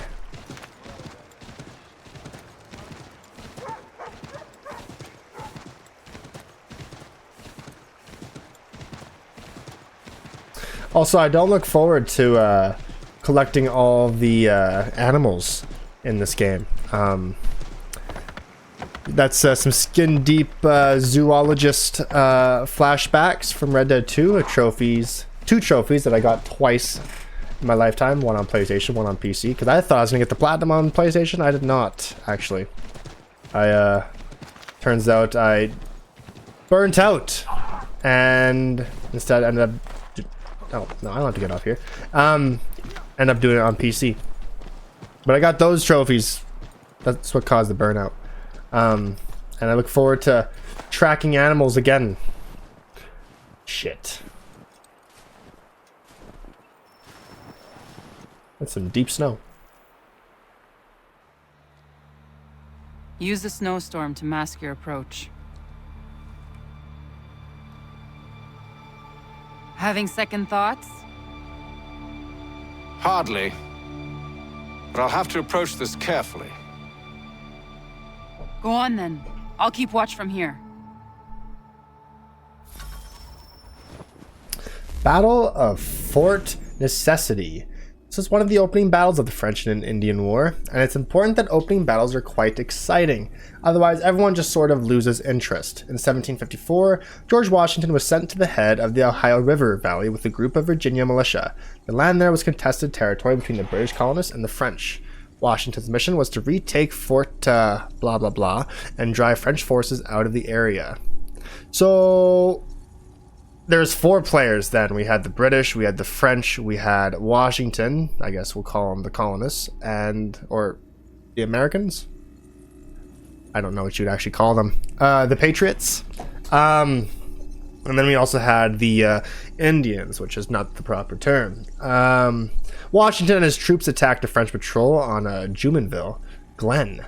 In what would be the first acts of violence in the war, Washington expected a return attack, and so had his troops built a palisade wall surrounding their supplies, a fort of necessity, hence the name. But they might as well have called it the Fort of Inadequacy, because supplies ran low, and the militia and their British regular reinforcements were quickly overwhelmed. On July 4th, Washington surrendered, was allowed to retreat, and someone else put in charge of naming forts. It was Washington's only military surrender, though he had plenty of strategic retreats. PR spin was alive and well even then. Okay, it's gonna bother me if I'm gonna read these. I need to get this figured out. We're gonna ask ChatGPT about the 7 Years' War, or the French and Indian War. So yeah. Hey, I have a question about the French and Indian War. Who were all the players in that? The French and Indian War, which took place from 1754 to 1763, was a major conflict in North America. The main players were the British and their American colonial forces on one side, and the French along with their Native American allies on the other. Various indigenous groups like the Iroquois, Algonquin, and Huron played significant roles. It was essentially the North American theater of the larger 7 Years' War. So the British and the Americans ended up on a team, but then later fought in the American Revolution? Exactly. During the French and Indian War, the British colonies fought alongside Britain against the French and their allies. But after the war, tensions rose between the British government and the American colonies. Things like taxes and lack of representation. That conflict eventually led to the American Revolution. So yeah, same basic sides, just a few years down the line. Couldn't get along. Yeah, exactly. That shift in loyalty and trust really set the stage for the revolution. So it's kind of a pivotal turning point in the relationship between the colonies and Britain. Thank you. You're welcome. If you have any other historical questions or just want to dig deeper into something, I'm happy to help. Listen, I am a lover of AI. When used like that, that is a perfectly fine use for AI. Of course, I'm against the use of AI in like art and things like that. I'm against the use of AI that takes away jobs. Only because we live in a capitalist society where the people that lose their jobs just get fucked. You know, AI is completely capable of replacing some jobs. But, you know, people need to make their money. So it doesn't really work. Now, Canada is making moves and discussing the idea of a guaranteed basic income, knowing that AI is kind of around the corner. And some people may be out of work. You know, there might be a spike in unemployment. I am currently unemployed myself because your work is not deemed necessary, you know, like how AI will take over other people's jobs.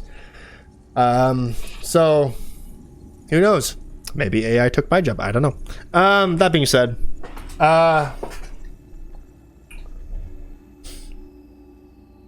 it's a shitty advancement in life. So much good can come from AI. It just happens that the rich are going to abuse it in their favor. They have the power to do so, and we're just going to sit there and take it, you know? But maybe in Canada it might be different, because a guaranteed basic income is supposed to allow us to kind of get through, kind of like how I'm currently on EI, and so you're kind of like okay-ish, not really, you know? I imagine guaranteed basic livable income is going to be like EI, where it's like, yeah, it's income, you can pay your bills, but you ain't going to do anything else, so you still got to go out there and work. So I don't know. Which might help the wage problem too. I have no idea how this is going to work. Tax the rich, strip it down, call it guaranteed basic livable income. I don't know. It really could be that simple, right? I'm not a philosopher or a politician, but could it be that simple? No, they'll just take their stuff to America. Yeah. Yeah. Probably. Okay. I can hide in that cart.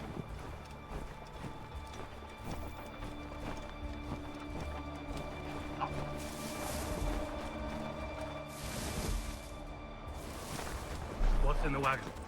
I need a full inventory. As you wish. Let's see. 2 barrels of salt, 12 pounds pork, 10 pounds beef, 7 dozen eggs, 16 wheels of cheese. None of it French, don't worry. 5 bottles of whiskey, couple dozen new uniforms, boots, leather for patching, blankets, a cart feed for the horses. What else? That's it? That's all there is? Without any inspection, huh?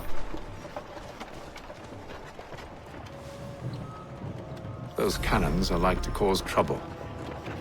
Perhaps I could sabotage them.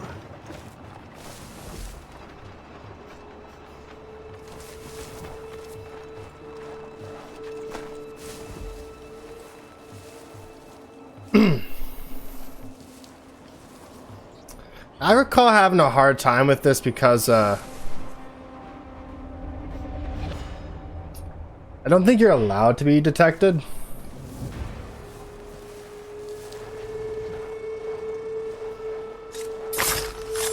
Do not kill any guards using a weapon. Maybe it was just a full sync requirement.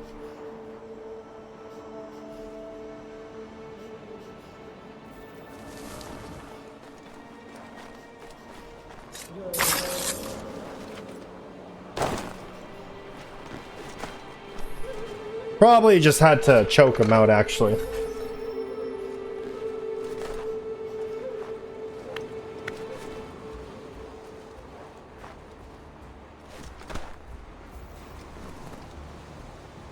I don't know if that's supposed to be the idea, but...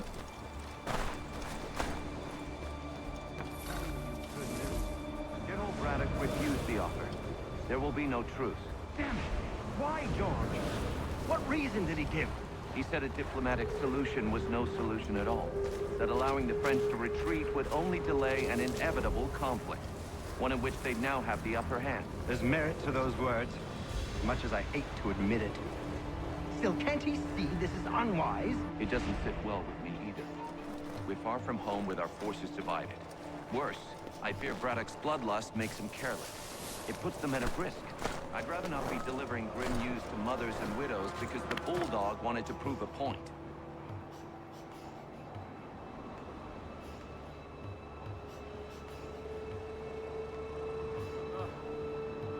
I was supposed to get into that bush. You need to keep moving before someone here sees me hanging. Rallying the troops.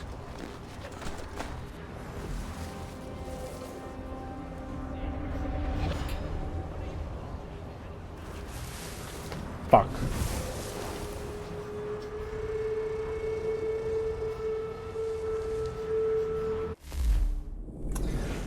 Here's a name even you should recognize. George Washington, who will go on to be the leader of the army during the American Revolution and the first president of the United States. I was going to say you probably know everything I'm going to tell you, but that would be a lie. What you know is that George Washington has a lot of things named after him, and anything else you learned in school, you forgot because you thought you'd never use it in real life. You should call your history teacher and tell her she was right all along. George Washington was the son of a planter from Virginia.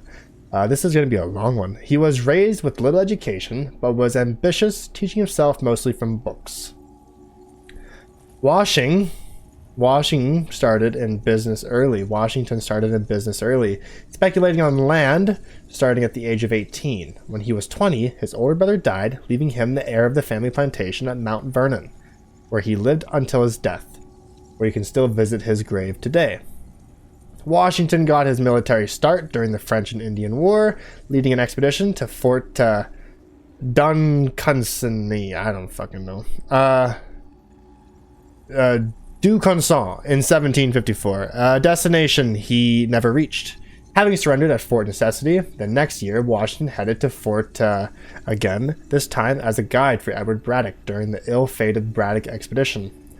Washington went as a volunteer, hoping that working for Braddock would get him a track to military promotion. Though the battle was a rout, Washington earned credit for organizing the retreat, and later that year he was made a colonel in charge of the Virginia militia. Washington completely revamped the militia with hopes that under his organization and training that they would be accepted into the British military. They never were. Washington resigned his post in 1758.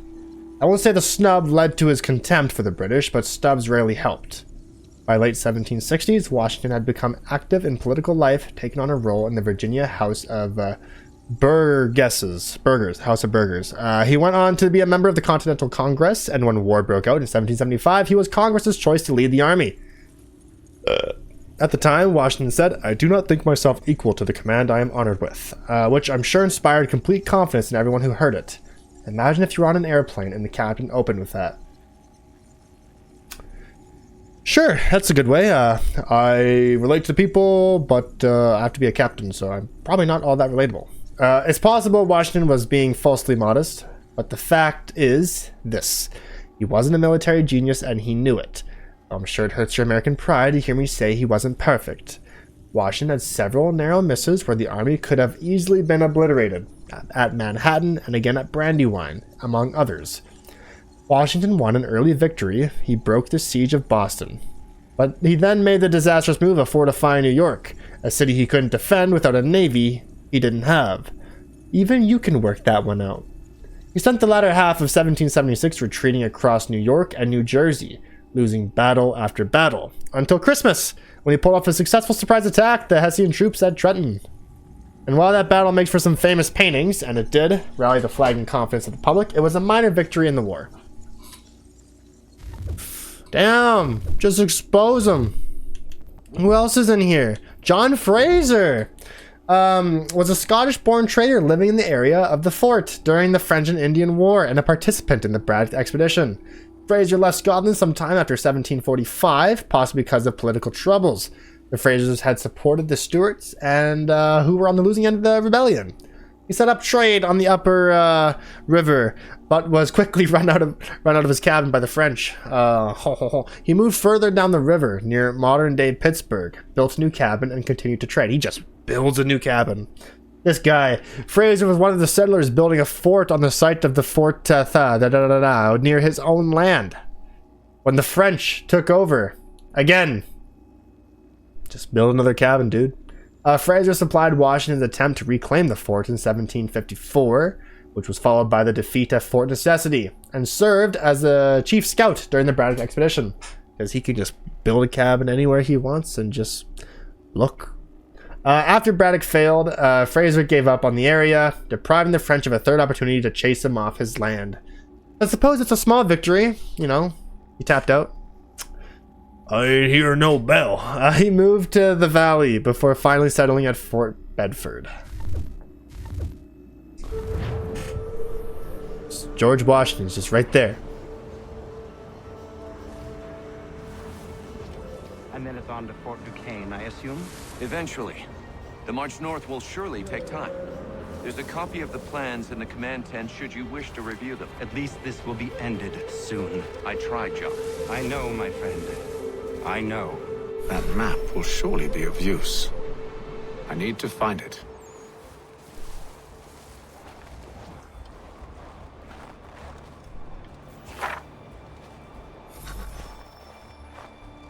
Escape the zone and become anonymous, but we still have this one cannon.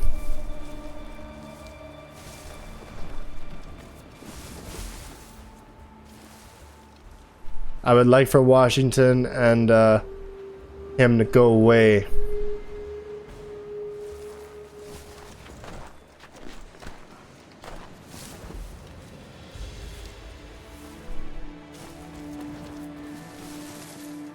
Maybe they won't.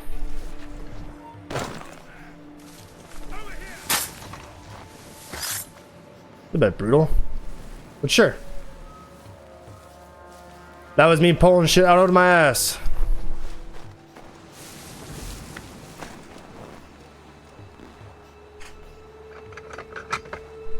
There. Beautiful. Don't go that way. Don't do that.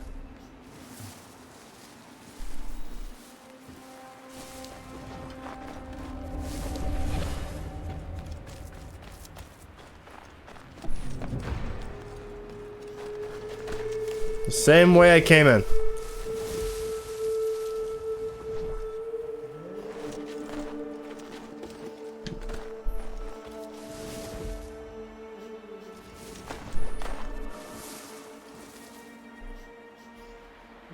And how am I supposed to get out of here without raising a stink?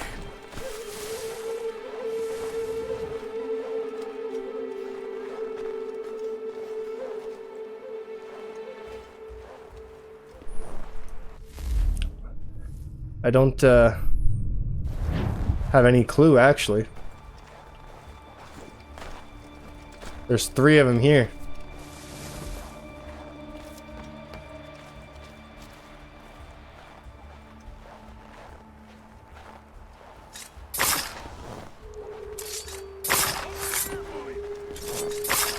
Oh!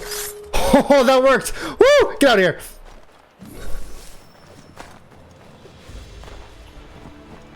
I did it! I don't know how I did it for my 100% run, though. What news? Braddock has left to rally his troops. They're marching on Fort Duquesne. It's Duquesne, It'll be a while okay. yet till they're ready, which gives us time to form a plan. No need. We will ambush them here near the river. Go and gather your allies. I will do the same. I will send word when it is time to strike. Just like that, huh? Just like that. Straight like that. Okay.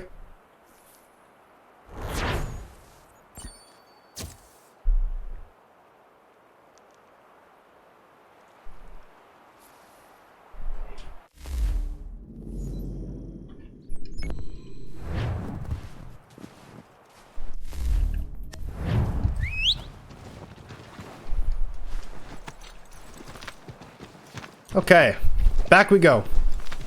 Another long journey.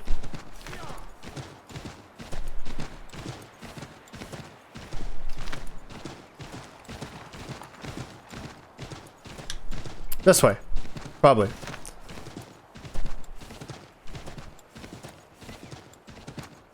You know, I remember the Assassin's Creed 3 gameplay trailer, or the reveal, and it's when you kill Silas, but you kill Silas as Connor, and I think it's kind of set up as what we're about to do for Brad.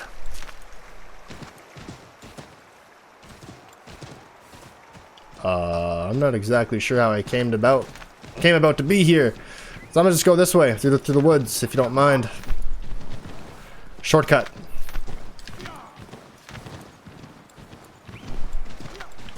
Yeah, perfect.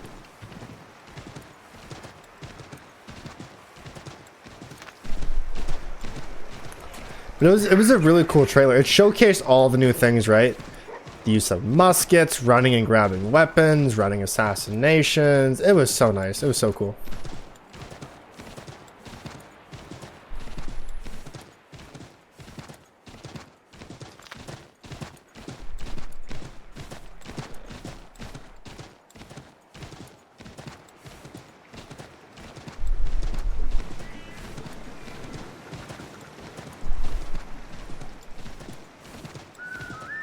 Alright, we have arrived. It's time we strike.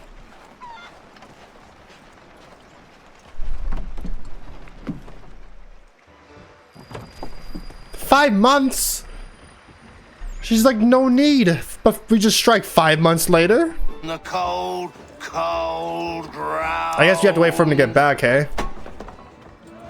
Here, here.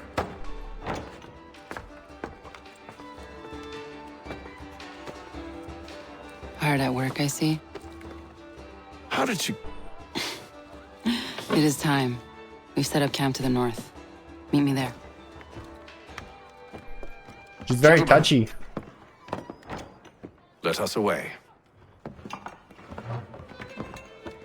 But Hickey's fucking drunk as shit. What's he gonna do? Dude could barely stand. It's a liability. First it was too cold. Now it's too goddamn hot. Yep. Sure is. The battle was part of the French and Indian War. In it, Edward Braddock's force at 1,500 British regulars and militia was decimated by a group of French-led troops half its size. It's not something we talk about much in Britain. Braddock has been sent to capture Fort Duquesne at the top of the Ohio River. His officers included a young George Washington, possibly because Washington knew the area, having surrendered a Fort Necessity the year before. Braddock's troops were about 10 miles from Fort Duquesne when they were ambushed by a group of French and indigenous fighters. Braddock's advanced troops were overwhelmed and fell back into the main body of the army. His rear guard didn't hear the order to stop and kept advancing into the main body of the army. The result was chaos. Almost every one of his officers was killed, with the exception of Washington. Braddock himself was fatally wounded. Washington had him carried from the field, and he died 4 days later. An interesting historical note, Braddock gave his officers sash to George Washington, asking him to preserve it. Washington did. It is still on display at Mount Vernon. The battle is also known as Braddock's defeat, but interestingly, no one knows why. Braddock got shot by his own men, right? Because his rear guard didn't hear the order to stop and kept advancing into the main body of the army. There's chaos, he got shot by his own guys, right? Right? That's what happened to Braddock?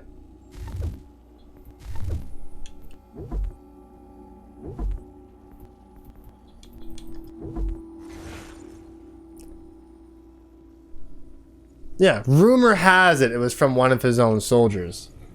Okay, so chaos. A little bit of confliction here, okay. And humid too. It's a right swamp, I tell you. And Haytham still wears the same stuff. Warm weather and bugs are soon to be the least of our worries. What? You mean the bulldog? Please. We'll be in that one's beef soon enough and onto In the his next. beef? I'm gonna try to get in your beef. Where's your boy Lee gone off to? Returned to finish out his service under Braddock. I imagine the Bulldog's none too pleased after the stunt we pulled. Pleased to spin a tale of my incompetence and beg forgiveness. He has a way with words, especially when it comes to flattery. I expect he'll be welcomed back with open arms. Which would give us a man inside. Bingo! Precisely. Unless you've underestimated.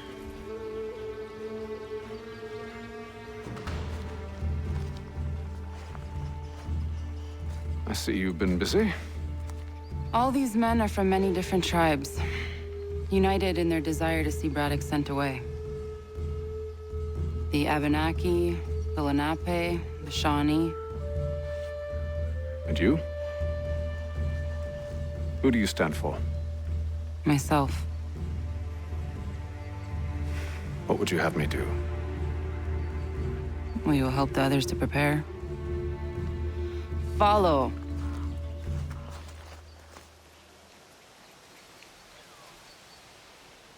They come. Everything all right, sir? Just savoring the moment. No doubt, many wonder why it is we've pushed so far west. These are wild lands, as yet untamed and unsettled. But it shall not always be so. In time, our holdings will no longer suffice. And that day is closer than you think. We must ensure our people have ample room to grow and further prosper. Which means we need more land. The French understand this and endeavor to prevent such growth. They skirt around our territory, erecting forts and forging alliances, awaiting the day they might strangle us with the noose they've built. This must not come to pass. We must sever the cord and send them back. This is why we ride, to offer them one last chance. The French will leave, or they will die. Now's the time to strike. Wait. To scatter the expedition is not enough. We must ensure that Braddock falls, else he's sure to try again. I'll disguise myself as one of his own and make my way to his side. Your ambush will provide the perfect cover for me to deliver the killing blow.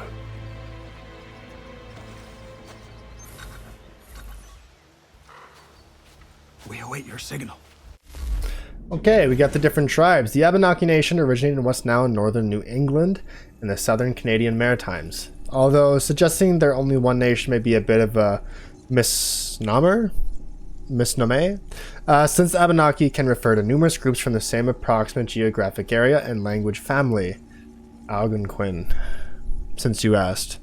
Although the various Abenaki would join together during crisis events, like when they were under attack from other nations, for the most part they had no central authority. That's probably partially what caused the encroachment of British colonists on their land. The British liked to have formal governments they could negotiate treaties with. It's just so much more civilized, and sometimes there are canapes. So from the colonist perspective, no central government meant that the Abenaki had no claim on the land. Of course, they could have found out otherwise, but that would have taken work and been complicated, and perhaps most importantly, the Abenaki might have said no. While the Abenaki tried to remain neutral during the French and Indian War, they were quite literally caught between the warring British and French colonies. So some conflict was inevitable. For the most part, they sided with the French, who were less responsible for driving them out of their homeland. The lesser of two evils, I suppose you could say. Though that's a sentence I never thought I'd say about the French. The lesser of two evils? Come on. French ain't that bad. I mean, I live in Canada. Quebec is, Quebec.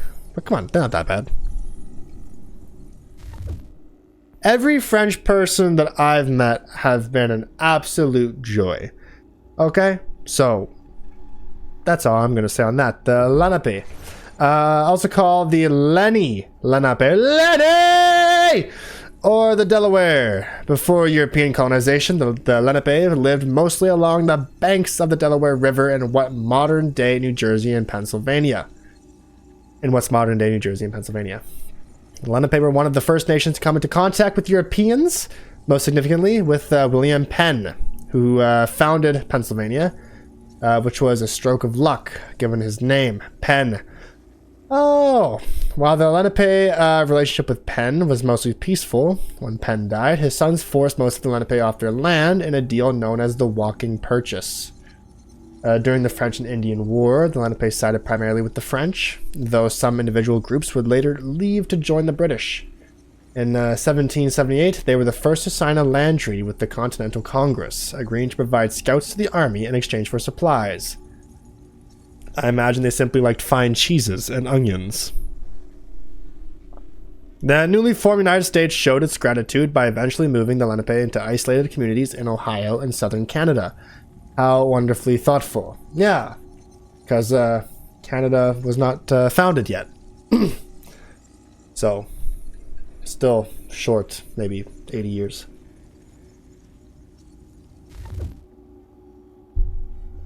All right, the Shawnee. At the time of the French and Indian War, the people of the Shawnee Nation were mostly living in and around the Ohio Valley, the territory surrounding Fort Duquesne. Traditionally, their hunting grounds had extended into Pennsylvania and Virginia, but they were being slowly moved from their lands by the advancing line of British colonization. Hoping to stop, or at least slow, settlement, some of the Shawnee entered the war, siding with their traditional trading partners, that is, the French. By 1758, some Shawnee negotiated peace with the British in the Treaty of Easton. However, the treaty wasn't respected, and if you know anything about colonial history, you're probably sadly unsurprised by that. Yeah, leading to another war, Pontiac's Rebellion, in 1763. By the time the American Revolution started, many of the Shawnee opted to remain neutral, although some sided with the British, again hoping for help, pushing back the colonists. Unfortunately, the result was the same as many other indigenous peoples. The Shawnee were forced to leave their lands, with the majority eventually settling in Oklahoma. Good lord, settling in Oklahoma, as if their story couldn't get any worse. Now, why are we fucking throwing shade at Oklahoma? I don't know what's in Oklahoma. So, I don't know. I've never been there. I'm not American. I don't know what the lore for Oklahoma is. And why they're catching strays. There, in front of us.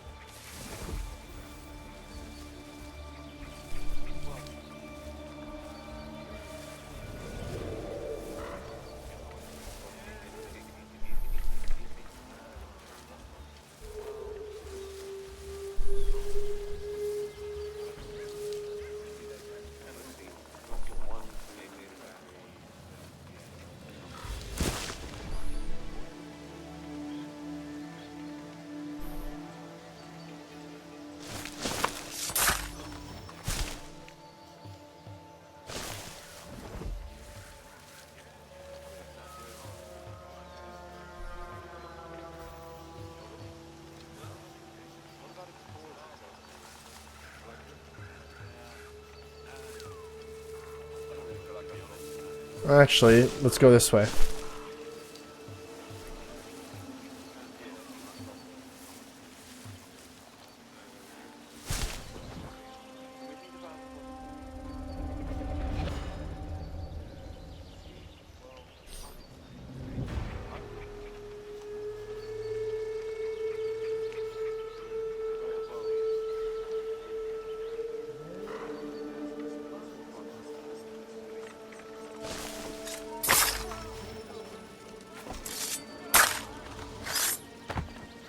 Kill them!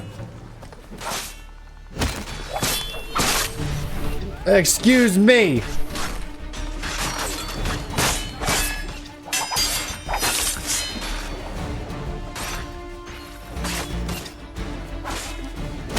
Fight back! Fight back! Surrounded very quickly.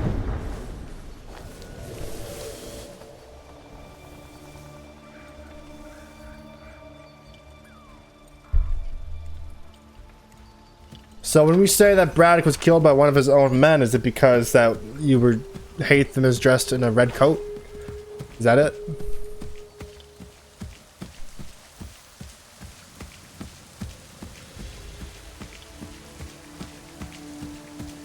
How could anyone call this forest home? It's all With the French push back, there'll be a lot of opportunities for us up north.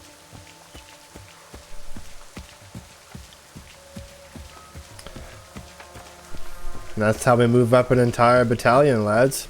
Panther, you mean? Sir, you are great.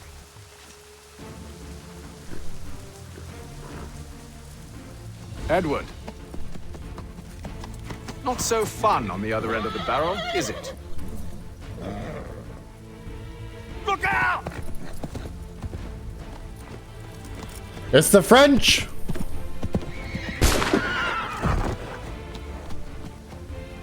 Sir.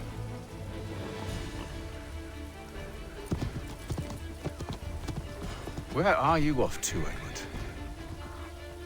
Well, go after him. Don't just sit there and say your one-liners. Go! Oh! Go left!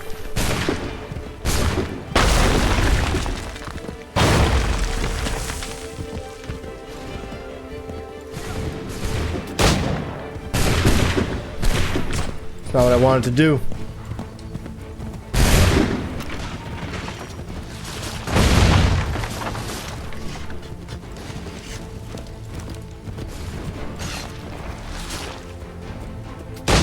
I missed! I missed! Just go!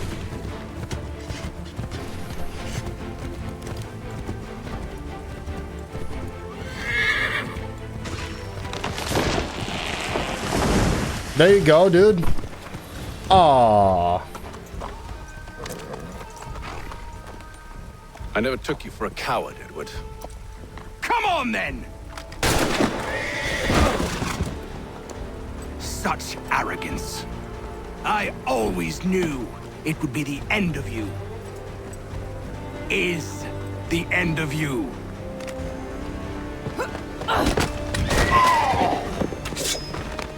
Don't. Hurry before he gets away. I said go! Yeah, that's right. You beat the shit out of Washington. He upread a constitution that means nothing now. That's not his fault, actually. You're a hypocrite, Haytham! I'm sorry, Edward, but you forced my hand.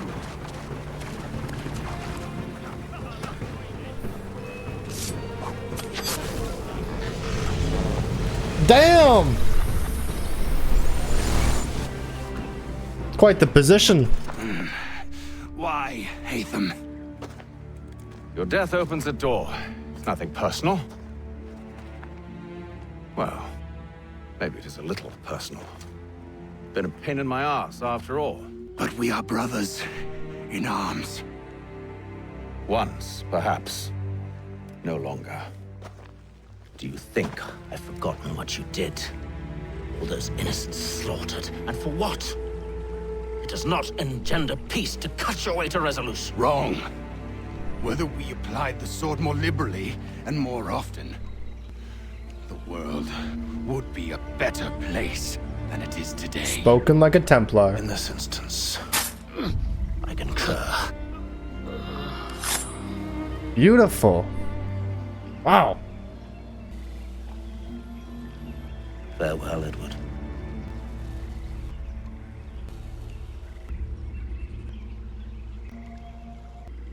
Shame. Named after his father. It's done.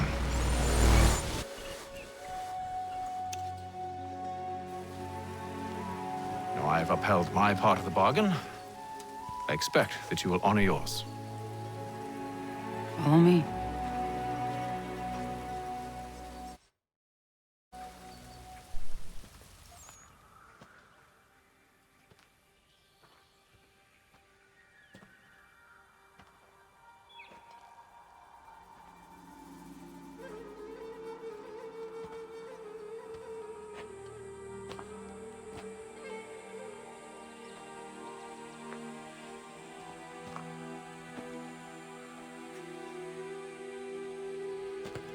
No. No!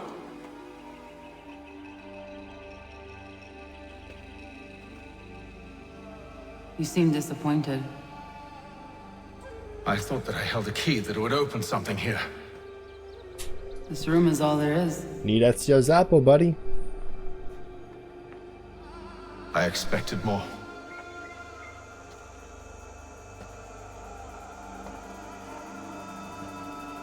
What do they mean? It tells the story of Yodzizu, who came into our world and shaped it for what life might come. She had a hard journey, fraught with great loss and peril. But she believed in her children and what they might achieve. And though she is long gone from the physical world, her eyes still watch over us. Her ears still hear our words. Her hands still guide us. And her love still gives us strength.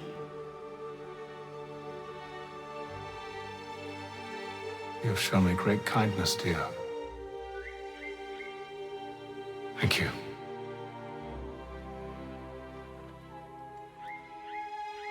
I should go.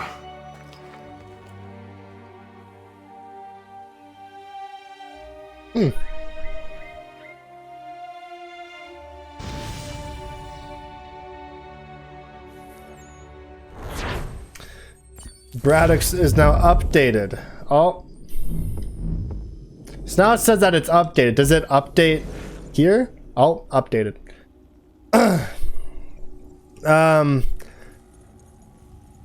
Okay.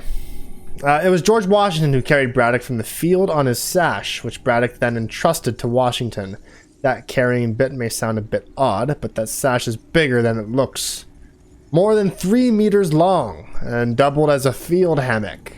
It says something about officers that they'd wear a piece of clothing designed to carry their body off the battlefield, which would also single them out for getting shot at. The ways of war are mysterious. Braddock died of his injuries a few days later. Washington kept the sash.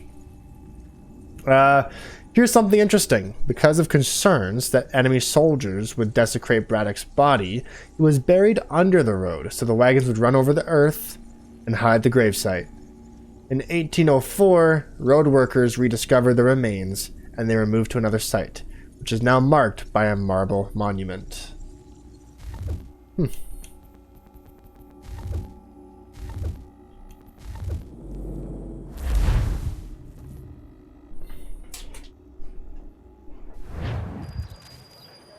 Few days later.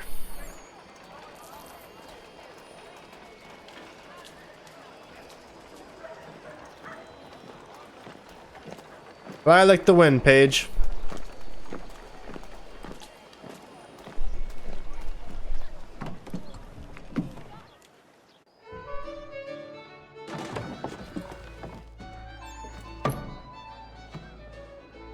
Master Kenway, did you find it then? It was not the right place. The others are waiting for you.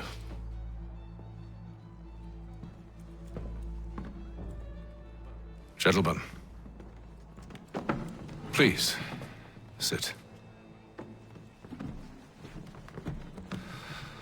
I fear our temple was no more than a painted cave. Although it did contain precursor images and script, which means we are close. Not close enough, it seems. We need to redouble our efforts and expand our order and establish a permanent base here. Although the site eludes us, I am confident we will find it. Truth. Hear, hear. Furthermore, I believe it is time we welcome Charles into our fold. He has proven himself a loyal disciple and served unerringly since the day he came to us. He should be able to share in our knowledge and reap all the benefits that such a gift implies. Are any opposed? Very well. Charles, come, stand.